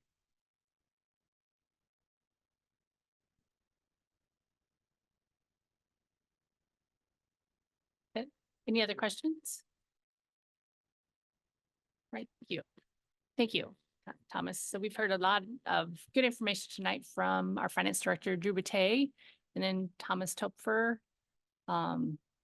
regarding municipal financing. And so as you go away and think about the different presentations, if you have any questions, I think we'll have you email them to our city administrator, Mike Chambliss, and we'll create a log showing the questions, and then we'll come up with the responses and we will share that. So go ahead and send those to us. The other thing is Thursday, June 6th, we have a CIP open house regarding the non-utilities capital improvement plan projects. And it will be here at the city council chambers from 5 to 7 p.m. So next Thursday at 6 p.m. So, right. Thank you. With that, it is time to provide time for our residents to comment on items on the agenda. And Snoqualmie residents who are not present have a right to have their elected representatives perform their duties on behalf of the city in an efficient and orderly manner. Therefore, comments will be limited to 3 minutes each. And we are not allowing any no online public comments will be accepted during the meeting. Written comments are encouraged and may be submitted in person or emailed to our city clerk at snoqualmie.gov. With that, before I read the rest of this in, is there anyone in the council chambers that would like to have public comment? Right. I'm not seeing any. So our public comment is now closed. And we move on to the consent agenda. The consent agenda contains approval of the city council meeting minutes dated May 13th, 2024. Approval of the claims report dated May 28th, 2024. AB 24-067 climate change task order and AB 24-057 FEMA competitive loss analysis final report resolution. Is there a motion to approve the consent agenda? So move. Second. This has been moved by Councilor Watton, second by Councilor Johnson. Is there any public comment regarding any one of those items consent agenda? If so, please raise your hand. Seeing none, council, is there any discussion? Right. Moving on, all those in favor say aye. Aye. Any opposed, nay? And it's unanimous and the consent agenda is approved. Next item is ordinance AB 24-054 Emergency Housing Code Amendment. This is the second reading of ordinance 1291. Councilor Washington, would you please read the introduction and motion? Okay, introduction, House Bill 1220 requires that cities define several specific types of supportive housing and shelter uses in their land use code and specifies what zones those uses must be allowed in. The proposed text amendments would bring the SMC into compliance with the requirements of House Bill 1220.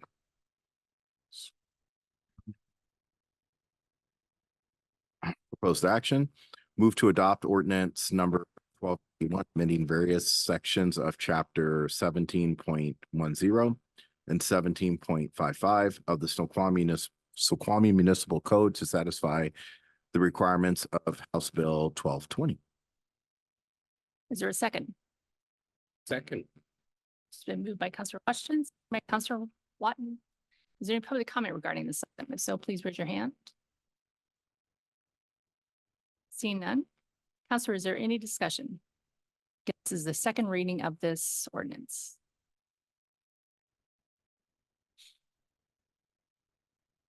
Seeing none, all in favor say aye. Aye. Any opposed, nay? And it's unanimously, the ordinance unanimously passes. Next items, committee reports. Is there a public safety committee report? Nothing to report, Your Honor.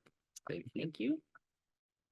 Next item is community development committee, AB 24-064, motion on environmental element for the comprehensive plan. Councilor Washington, would you please read the summary and motion? Yes, Madam Mayor. Introduction, the environmental element. Pull this up a little bit, getting old. The environmental element was the sixth of six comprehensive plan elements to be reviewed by the city council as part of the comprehensive plan periodic review update 2044. The council has expressed a desire to acknowledge the draft work completed to date as part of an ongoing review process. The proposed action, move to accept the council roundtable edits, the environmental element goal and policies shown in Exhibit 1 as part of an ongoing review of the city comprehensive plan periodic review date 2044, subject to integration and harmonization with the other comprehensive plan elements under review. Is there a second? Second. Second by Councilmember Johnson on the motion on environmental element. The element was reviewed during roundtable on May 13th, and Community Development Director Emily Artecha is present to review this item. No. I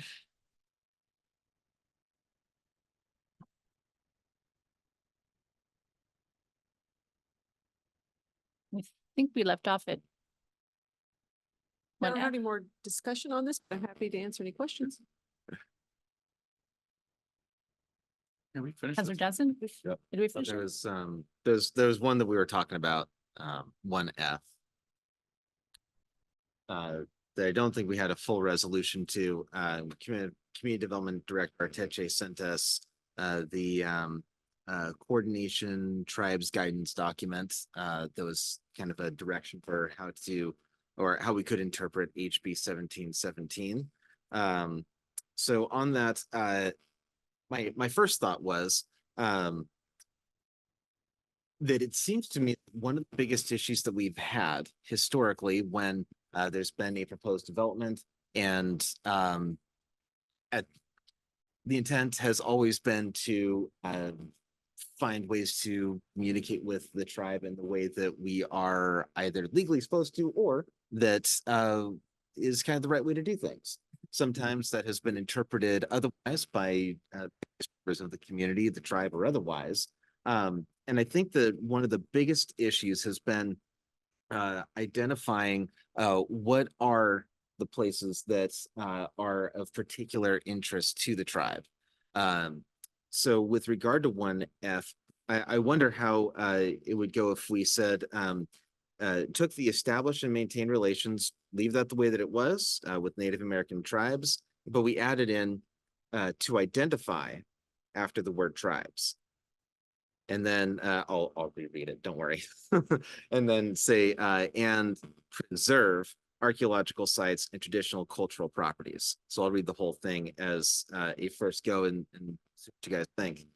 So establish and maintain relations with Native American tribes to identify and preserve archaeological sites and traditional cultural properties.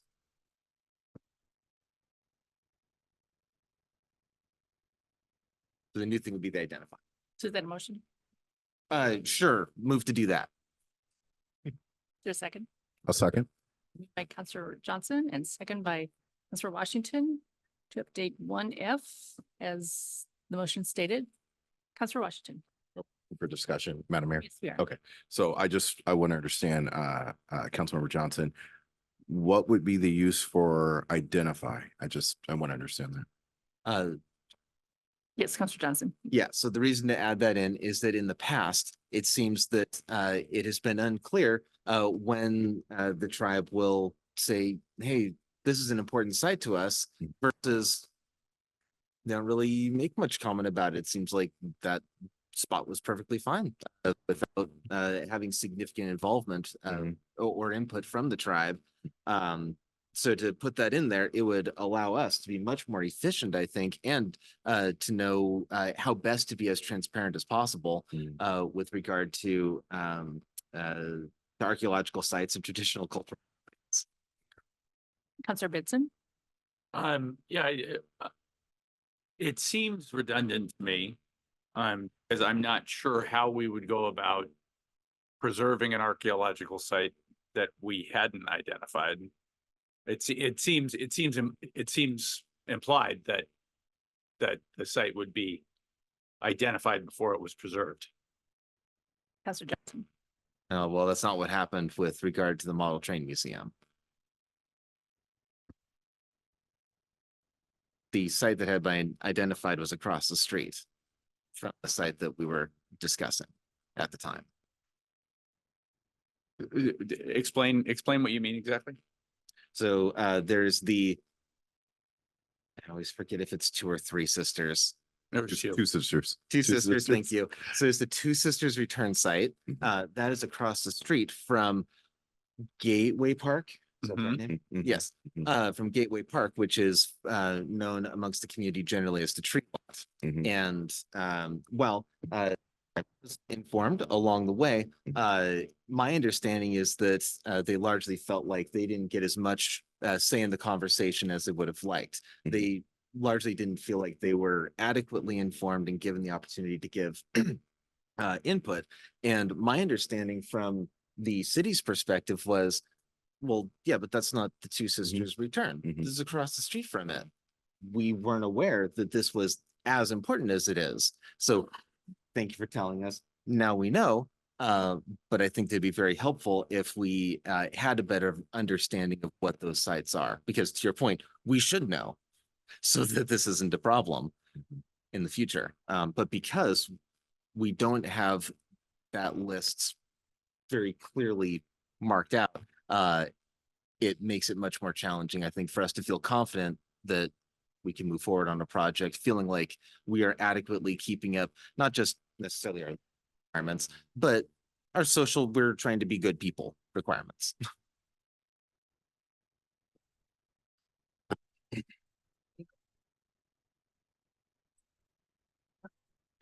So your city attorney, Lynn, is there any legal perspective to this? So it was mentioned earlier about House Bill 1717. And sort of the local planning obligations for coordination with the tribe, with tribal entities. House Bill 1717 is really more of a procedural bill than it is a substantive bill. It establishes a process by which a Native American tribe can notify a planning jurisdiction, a county or a city, that it's interested in doing some sort of collaborative or coordination on the local planning efforts. And if a tribe does make that notification, then there is a process provided through HB 1717 for developing some sort of a memorandum of understanding about how that collaboration is going to work out. And but even that is sort of a soft obligation because there's no requirement to actually reach an understanding or an agreement. It's just a process for going through those exercises.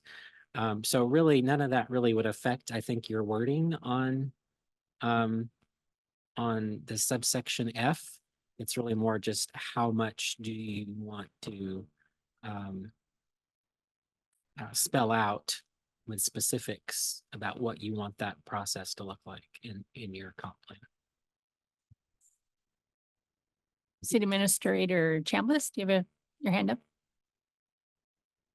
Yes, ma'am. I apologize, council, for not being present tonight. I brought a bug back from New York and I'm not going to share it with anybody.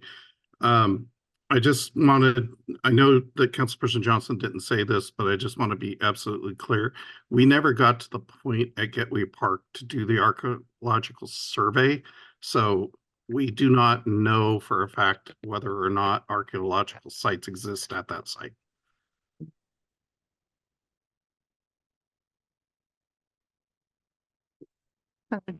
Johnson and then Councilor Washington. But to the point, identifying would be very helpful. Yeah. To the extent feasible. I'm not gonna dig up the whole city looking for whatever kind of archaeological things there could be, but to the extent feasible, I applied. Councilor Washington. And maybe this is a question for council, or for legal counsel, but how would we go about essentially identifying, is it an archaeological survey that we have to have first? And what is the process of going through the identity piece? Well, so as I understand the way this is written, is that this is not actually, this isn't a regulation that you're drafting. Mhm. You're drafting a policy of how you want to interact with the tribe. So you could, for lack of a better term, punt on that issue down the road.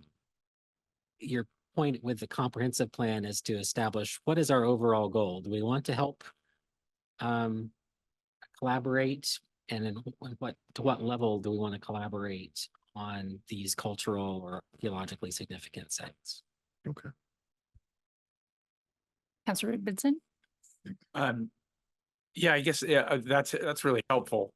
I guess my concern is roping ourselves into an outcome that is really not dependent solely on us. To establish and maintain relations is it's a two-way street, so it requires the cooperation of another entity. So if we write something that the onus on us to be successful in these things, then we're kind of doing it with one hand tied behind our back, because we don't have full control over the does that make sense?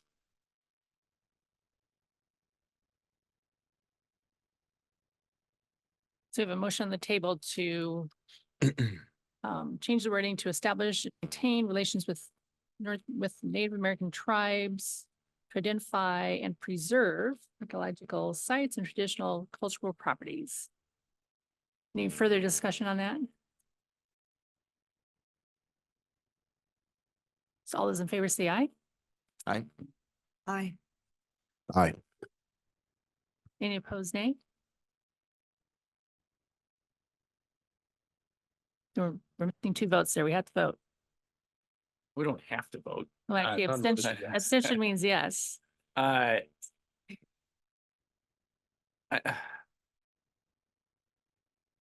guess I wasn't really ready to vote. I want a greater clarity from city attorney. We still vote on the tables. So when Yeah, it's from what I understand, from what you were saying, city attorneys, this is a guideline. I guess, and Yeah, I mean, ultimately, your development regulations will have to be consistent with what's in your comp plan, but the comp plan is usually at a high level that expresses an objective, not a means to get there. okay, aye. Councilor Watton, we need to hear from you. Abstain. That means that's a positive vote then. It's unanimous. So then the motion passes and we're adding that additional wording. Yeah. Councilor Watton. Can I just have a follow-up, Madam Mayor? So, legal counsel, the way I'm understanding this is in essence, a best practice. I wouldn't call it a best practice because that could mean different things to different people. Understood. I would Understood. say it is a statement of the city's overall policy and goal with respect to this element of the comp plan. So typically what happens is once a comp plan policy is established and approved. And by the way, just so we're all clear, what you have voted on tonight is not to approve this as your comp plan. This is to set the wording for eventual adoption. So you are not locked into what you've just done. But to complete my previous thought, comp plan policies are then reduced to specific regulations down the road. Okay, thank you. Okay, is there any other comments regarding the environmental element? Okay, we'll go to the original motion. All in favor, say aye. Aye. Aye.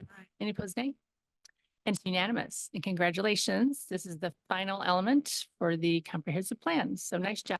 Nice to our community development group and everyone else that's worked on it as well. Public Works and Planning Commission, community development. It's just been an economic development album. So thank you. Nice job. Okay, moving on to park. Oh, anything further for community development? Not at this time, Your Honor. Moving on to Parks and Public Works Committee. AB 24-063 and AB 24-068. Councilor Benson, would you please read the summary and motion? Yeah, there's two of them, and I'm gonna need Mr. Gamble's help Mr. Fry's help on this, but I'll read the introduction. This agenda bill seeks approval to award a public works contract to Road Art Construction Incorporated for the Schedule A and B of the 384th Avenue Sewer Sidewalk Project and authorize the mayor to sign the contract. Schedules A and B are for the sewer replacement portion of the project. And should I read the second paragraph, or is that enough of that one? That's probably enough. And then, do you want me to read the introduction of the other one as well? So the proposed action on this one is a motion to adopt a resolution awarding public works contract to Road Art Construction Incorporated for the work described in Schedules A and B of the 384th Avenue Sewer Sidewalk Project and authorize the mayor to sign the contract. There's another one for Schedules A, B, and C. And I'm going to need Mr. Fry to help explain why we need both of them. But should I first read that other one? Yes, please. Okay. All right, this agenda bill seeks approval to award a public works contract to Road Art Construction Incorporated for Schedules A, B, and C of the 384th Avenue Southeast Sewer Sidewalk Project and authorize the mayor to sign the contract. Schedule A and B are for the sewer portion of the project, and Schedule C is for the sidewalk on the east side of 384th Avenue Southeast from Kimball Creek Drive Southeast to Newton Street. Currently, there's no safe pedestrian access path along 384th Avenue Southeast. And the proposal is a motion to adopt the resolution awarding public works contract to Road Art Construction Incorporated for the work described in Schedules A, B, and C of the 384th Avenue Southeast Sewer Sidewalk Project and authorize the mayor to sign the contract. Is there a second? Second. Is that a Yes. question? There's a motion by Councilor Benson, second by Councilor Watton. So to either approve AB 24-063 or AB 24-068. And is there public comment regarding this item? Seeing none, tonight we have Patrick Fry, who's our project engineer, to present this item. Mayor, council, and members of the public. First, I apologize. I have another presentation for you guys, so bear with me for that. And second, thank you for also just bearing with me for this. It's a little irregular to have two agenda bills for one project. I'll explain why we're doing that. It's going to make sense if due time. Thank you. Bear with me.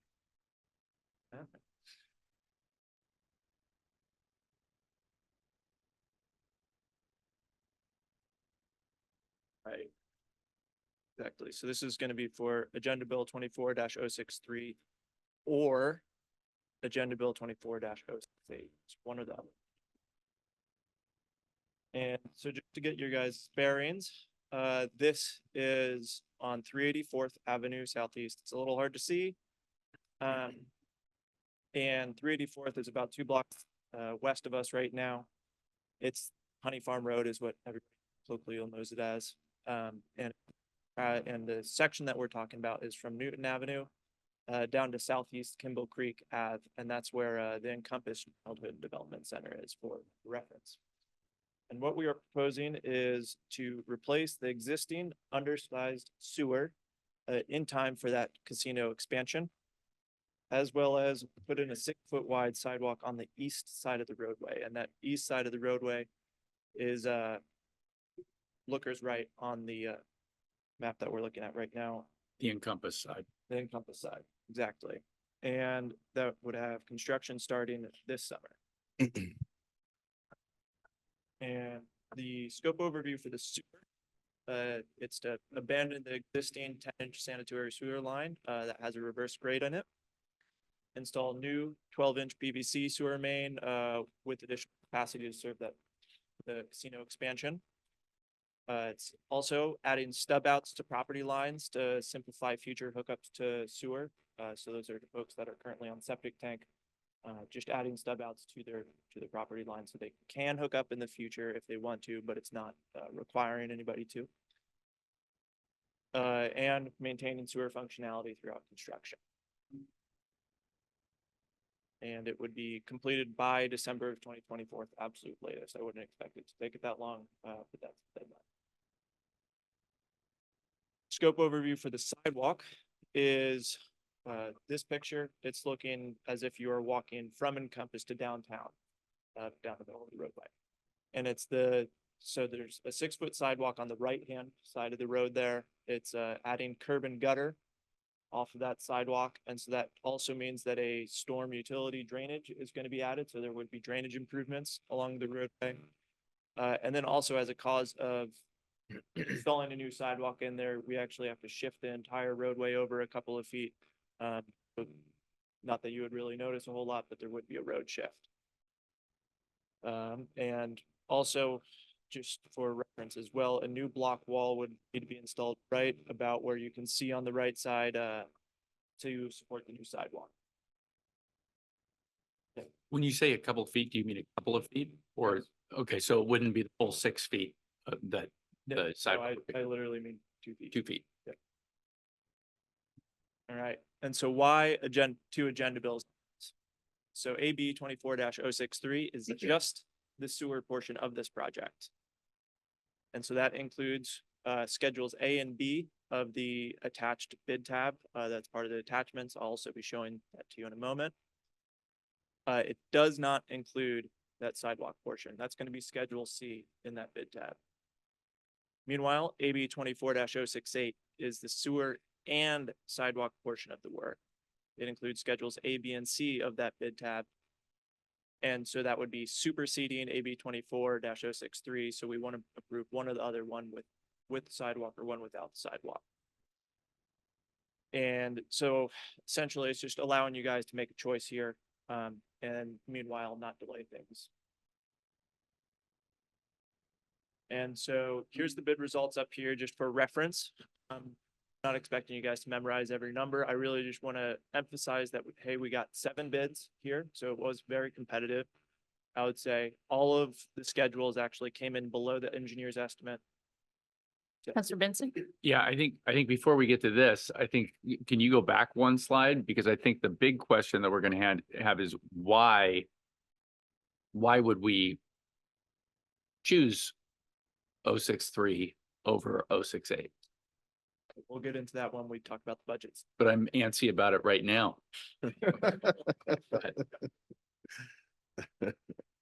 Exactly. So exactly. And here's Rodarte. They're highlighted in the blue up below, just for the numbers reference. Now let's talk about the sewer work budget. So this is going to be Schedule A and B of that previously mentioned bid tab. With tax included, it comes to about 1.6 million. All of it was intended to be funded from the utility main and drainage system replacement program. That's part of the CIP. You guys are probably well acquainted with it. It's what funded the Williams edition last year. And we had 3.1 million. We spent about 1.6 last year on Williams edition plus design for this project, meaning we are down to about 1.45 million. As such, we have a budget amendment required of $172,000 for this project. It's important to note this is coming from the utility fund, so this is a very different bucket than what you were talking about earlier. This is strictly from utility dollars. Also, this is required for the tribal agreement. It needs to be done by the time there's casino expansion is complete, and it's below an engineer's estimate. Now, to discuss the sidewalk portion budget of that, the total was $1.6 million as well. And because there's a stormwater utility capital or stormwater utility being installed, approximately $630,000 of that $1.6 million would be coming from the utility capital side of things, not general fund dollars. Meanwhile, about $1 million would be coming from that 310 fund to general fund. And unfortunately, this was not part of the CIP, meaning we don't have, one big line item to be calling out for how this thing is getting funded. And so the way that we will be funding it is there's $229,000 coming from the Kimball Creek, or proposed coming from Kimball Creek Repair and Restoration Project. And this project is in the Kimball Creek Basin. There are water quality improvements being installed on this road. It makes a lot of sense be pulling from that fund, as well as we don't have any plans for that dollars at this moment. And really that CIP item is meant to be opportunistic in the sense of when there are projects in the area that, we can apply to this kind of to repair and restoration, we should do it. And so pulling for $229,000 makes a lot of sense from that. Second, we would be pulling $199,000 from the Urban Forestry Improvement Program.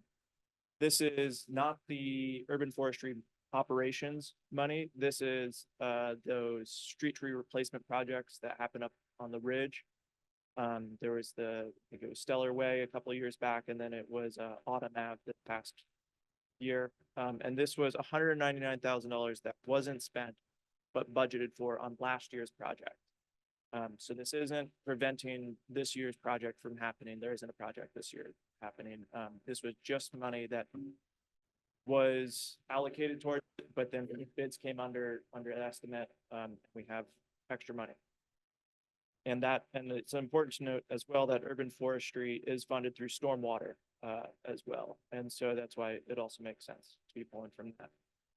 Unfortunately, that means that we are still $202,000 short of funding that utility capital side of things. So that means another budgetary amendment of $200,000 coming from the 417 fund. Again, that's 202 from the utility capital, not general fund.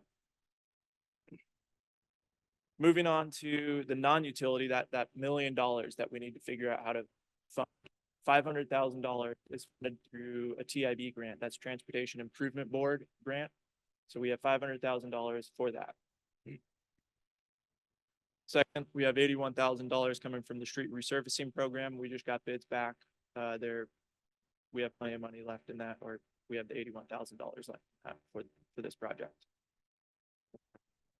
Third, the sidewalk replacement program. So we have $183,000 from that. It's fairly self-explanatory as to why we would be pulling from the sidewalk replacement program for this project.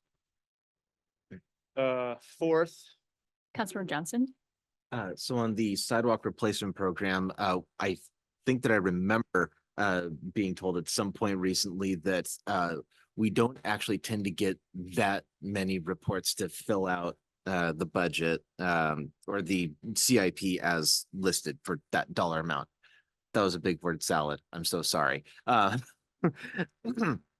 So when we did the sidewalk replacement program a couple years ago, as the pandemic was winding up or finishing up, we got a lot of requests. There was the map that had a bunch of dots all over the place. It had a huge thing all over Snoqualmie Ridge, mostly replacing pieces of sidewalk that needed to be fixed or replaced.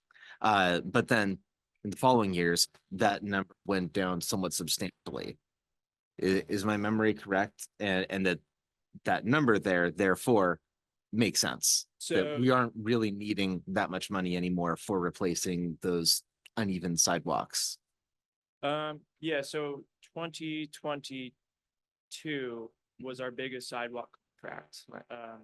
Then last year was actually significantly smaller than the 2023's contract. And this year I manage a sidewalk program as well. And this year I have not had nearly as many reports of sidewalk displacements that we had in previous years. It's that, not to say that there's less out there. It might just be a matter of less community outreach or public outreach or just community knowledge.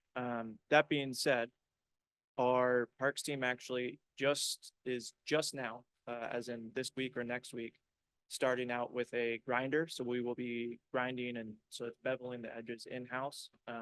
And so we will actually be tackling a significant amount of the work that we previously contracted out in-house. So not to speak to the number of sidewalk displacements out there, but hopefully we'll be tackling a lot more of it in-house. Thanks. And lastly, that would mean, You actually Counselor didn't get to Benson? talking about the Americans with Disabilities money. You didn't talk about that one. thank you. So that program is meant to be opportunistic as well, of just anytime you're working in an area with an ADA barrier, typically associated with curb ramps, you replace it to be ADA compliant. There's a number of ADA barriers in that area. With Kimball Creek intersection, there's already some, as well as up at Newton, there would need to be some. So it makes a lot of sense. Pretty much the definition of why that program exists. And unfortunately, it's only $33,000. So every little bit helps, but it's not a huge chunk. And so lastly, that means that we have $192,000 remaining. That would also need to be a budget amendment, but that one would need to come from the non-utility capital fund. So in summary of these, of the sidewalk work, it would be 2 budgetary amendments, 202,000 from utility capital, 192 to non-utility. And we have $500,000 from TIB. And if we don't spend it on sidewalk, then we need to put it back as well. Well, let's not do that. So in summary, AB 24, just the sewer work fully funded through the utility fund. Total is $1.6 million and is going to require a budget amendment of $172,000. It's under the engineer's estimate required per agreement with the tribe. One thing to note as well is that it will require an additional construction management contract of about $75,000 to come later. So that's having a third party out there making sure that the sewer is installed correctly, which is incredibly important project because it's so flat. We don't want that in. Done right. Yes. Counselor Washington? So potentially where would the 75K come from? Would that be another budget amendment? It would likely be another budget amendment. Yeah, unless in the next few months before that contract is signed, we find other monies, but yeah. Okay. Or moving on to AB 24-068. It's the sewer and the sidewalk funded from the general and utility fund. Its total is about $3.2 million. The utility amendment of $374,000, and then a non-utility amendment of $192,000. Important to note that we have that $500K from the TIB. In discussion of that construction management, with this one, it's going to require an additional about $150,000 of utility money required. So that's $75,000 from construction management and about $75,000 in permitting fees. We've held off on paying the permitting fees just in case this doesn't move forward. We didn't want to waste it on permitting money yet. As well, it would require an additional $50,000 from the general fund for moving the utility poles over. As mentioned, since we're we're sliding the roadway over. A couple or about 10 of those utility poles are now too close to the road for road standards, and they have to be bumped back a few feet. And so that will be about $50,000. That's it. Sorry, can you? Counselor Washington? Oh, sorry. Can you go back to the, okay. So I'm looking at Agenda Bill 24-068, everything. Okay, I guess I'm misreading this. So I thought the utility amendment was 202. Is So that adding the 172 to the Exactly. 2? Okay. Yeah, 202 is just for the sidewalk portion. Okay. The 172 is just for the sewer portion. Okay. Yep. Counselor Benson? One point that I would make is I think Mr. Fry kind of buried the lead. If we don't do 068, we lose $500,000 in funding from that grant. And this is a necessary sidewalk. There's a lot of folks that have to go down that road. There's a school down there, or encompasses down there rather. And people have to get up and down that road. Well, I'm sure Councilmember Cotton will speak to the dangers of that road. Councilor Cotton. Yes, as Councilmember Benson was saying, I think this basically also boils down to a safety issue. Over the last few decades, I know I've responded to people that have been hit by vehicles there along that roadway. Luckily, there's been no fatalities there yet. So I think that definitely this is an item that needs to be addressed. Many of residents in the surrounding areas have been asking for quite some time for a sidewalk there. And it just makes sense that if the sewer is going in anyway, taking care of the roadway and putting in the safety improvements that are needed for this is definitely has my vote. So I would say this actually became a project or part of the quote because the neighborhood reached out. So Kimber Creek reached out and then Patrick went out and got a $500,000 grant. So Nice work. I know, nice work. So Councilor Johnson. Yeah, having a sidewalk versus not having a sidewalk. That is a massive difference. It's very difficult to quantify. I'm shocked that that much stretch of sidewalk costs about $1 million, but I am not a contractor or a Parks and Public Works employee, so I will defer to their knowledge to say, yeah, it sounds about right. Councilor Washington. Thank you. So the everything inclusive, the sidewalk and the sewer extends from Newton all the way to Kimball Creek, correct? Correct. Okay. And what, I'm just looking at my map here. What's the idea that someone could turn off on 92nd and meander through back through to the casino? No, so it's. Like, sorry. why not continue it all the way? I'm just curious. Couple of reasons. Okay. First and foremost, as alluded to, this was piggybacked off of the sewer project. So this sewer's gotta go, right? We need to do it. In doing the utility work, you're already tearing up the road. You're already doing a bunch of road work essentially. And so it's gonna be the cheapest time to add something like the sidewalk. And further, we wouldn't, if we were to travel just the tad south of Kimball Creek, or Kimball Creek Ave, that is, Mhm. you hit actual Kimball Creek and there's a bridge there. Mhm. So if you ever build a sidewalk over that, it's gonna pale, the costs are gonna cost money. Yeah. Okay, understood. Thank you. But this Councilor Benson. at least creates a safe path between Encompass and downtown Snoqualmie. Exactly, yeah, and the Kimball Creek Avenue neighborhood. That makes sense. Okay. Really great job. Yes. Thank you. I just Thank you. wanted to make sure that it's understood that the currently proposed CIP makes estimates about what our beginning fund balances would be. So if the sidewalk is chosen, then we'll have to be shifting projects back and moving things.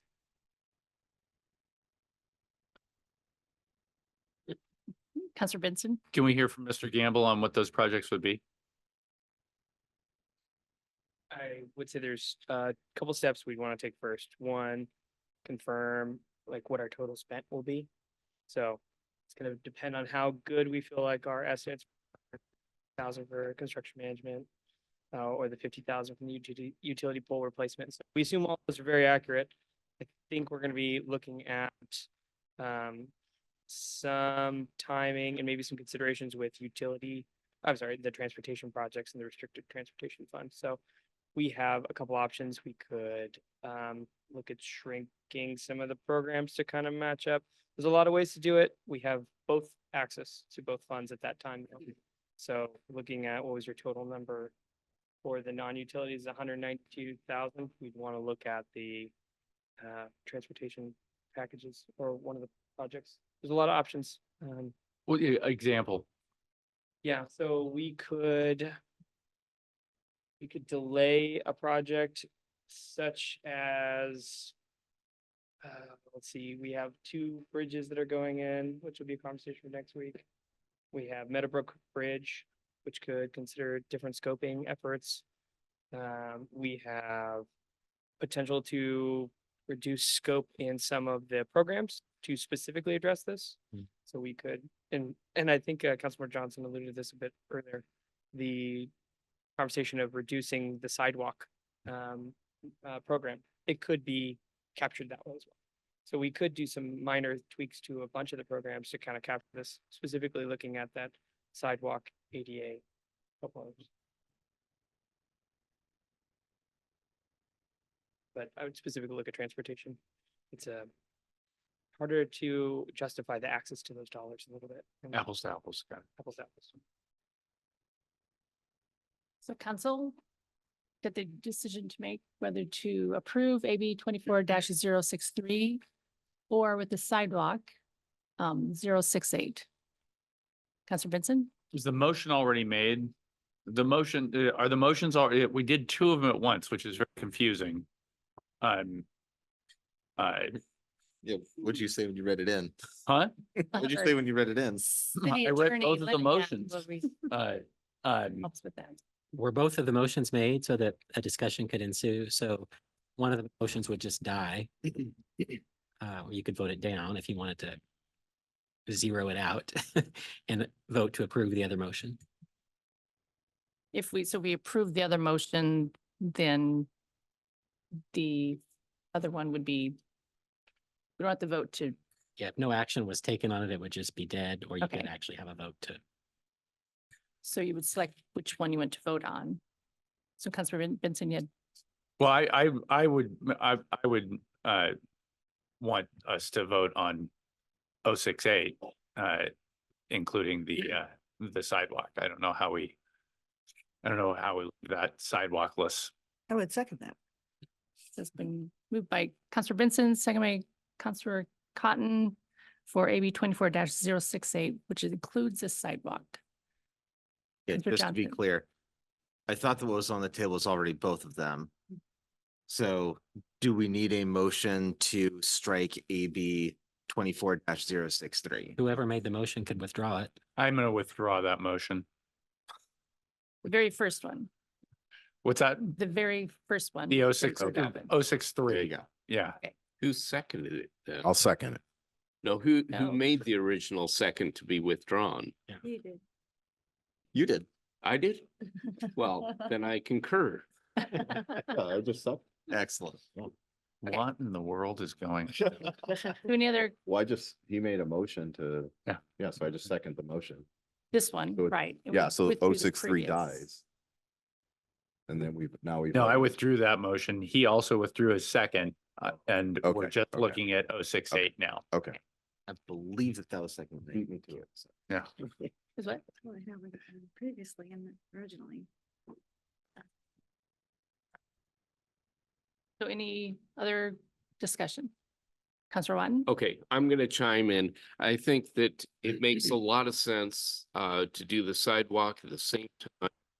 And that it helps to improve the walkability, which is kind of the aim and goal of this body in the past. So I think it's Right. consistent. And increases safety or ensures safety. Councilor Benson? And for me, Mr. Fry made this a much easier decision by finding $500,000 somewhere. Absolutely. So that Absolutely. makes this Well done. much more palatable. Yeah. So Well done. Right. Any other discussion? Seeing none, we're going to vote on AB 24-068. All in favor, say aye. I Aye. Any opposed, nay? So it's unanimous and we will build a sidewalk along with sewer lines. So thank you. Any other, I guess, report for Parks and Public Works? no. How about Finance Administration? Any report? Being it for it to load, but I believe the answer was no. Okay. No. Okay. Moving on, we'll do Mayor's report. Okay, so first of all, congratulations to Dina for for being on the 2024 Municipal Clerk Honor Roll. And this is a national honor roll. And Dina started with as a city clerk and with the city 18 months ago. And she has embraced her role as city clerk and takes the initiative to identify areas for improvement or streamlines processes. And so she's, set up our planning calendar, refined our agenda bill process. She's improved the public records request process and records retention process, rewrote the commission handbook, as well as cleaning up the code related to it. And there's many other things that she has done. So she's very well deserving recognition on the municipal clerk honor roll. So congratulations.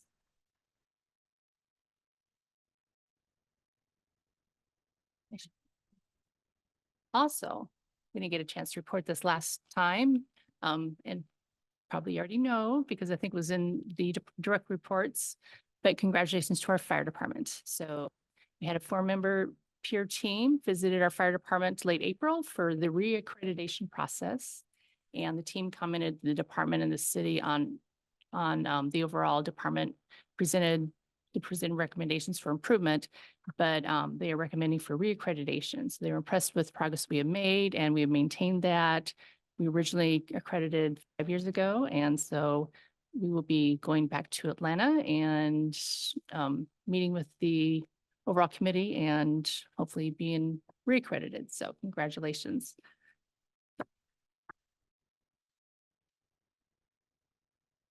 And then it's just in general news, congratulations to the Mount Si High School boys soccer team who are now the 4A state champs. Yay. With just a reminder, June 6th, that Thursday is the CIP open house, which I already mentioned earlier. Okay. Is there any commission or committee reports? Councilor Cotton?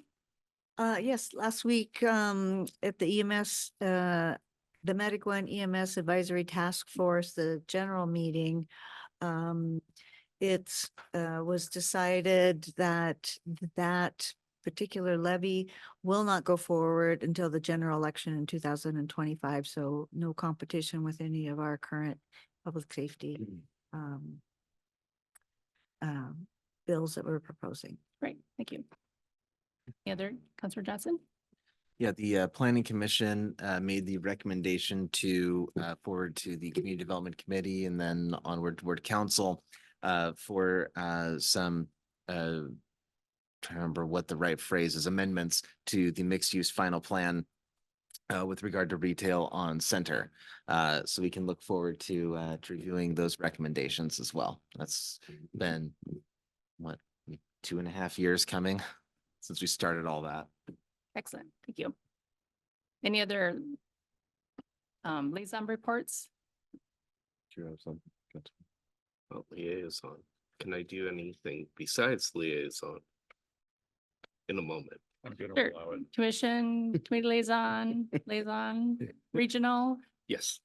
Okay. Yes. Councilor One. Two things to report. First of all, Snoqualmie Valley Governmental Association that Councilmember Cotton and I attended this last week. We thanked Chairman Bob De Los Angeles and Mayor Mary Miller for their service as chair and vice chair, and council member or tribal council member Jolene Williams is chair this coming year, and council member Heather Cohen from City of North Bend is vice chair. Regional Law, Safety and Justice Committee meeting last week. Great appreciation from me and from the entire caucus from SCA for Captain Horace's testimony.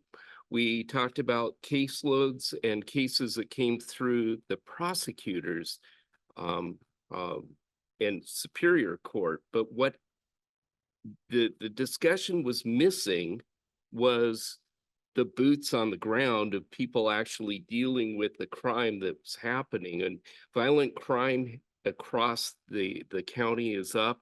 However, Snoqualmie is still one of the safest cities in the state. But the thing is that we realize in hindsight is the importance of having perspectives from all perspectives of how to deal with crime and to help continue to curb it. So Captain Perese's testimony was greatly appreciated, and I wanted to call that out. And going forward, we're going to be more intentional in making sure that we have all points of view being expressed so that we have a balanced discussion. So thank you very much to his participation last week. Great. All right, thank you. Any other updates? All right, so we're going to move into, we will not have an executive session, but we will have a closed session. And closed session pursuant to RCW 42.30.1404B for the planning or adoption of a strategy or position to be taken during the course of any collective bargaining proceedings or reviewing the proposals made in the negotiations or proceedings. And it'll last probably, we'll just say 10 minutes. And those attending the closed session will be City Attorney Linehan, City Administrator Mike Chambliss, Finance Director Drew Boutte, and Police Chief Brian Lynch. Is there anyone else that should attend? I don't think so. No action is anticipated following conclusion of the executive session, so the council will adjourn directly from the closed session and not return to open session. The city clerk will be informed of the concluding time for the closed session, which will be reflected in the meeting minutes. So we will take about 5 minutes and then we'll have a 10-minute session. So we should be done by 9:40. So, right. We did send out an executive session link, so you will find that in your emails. Thank you.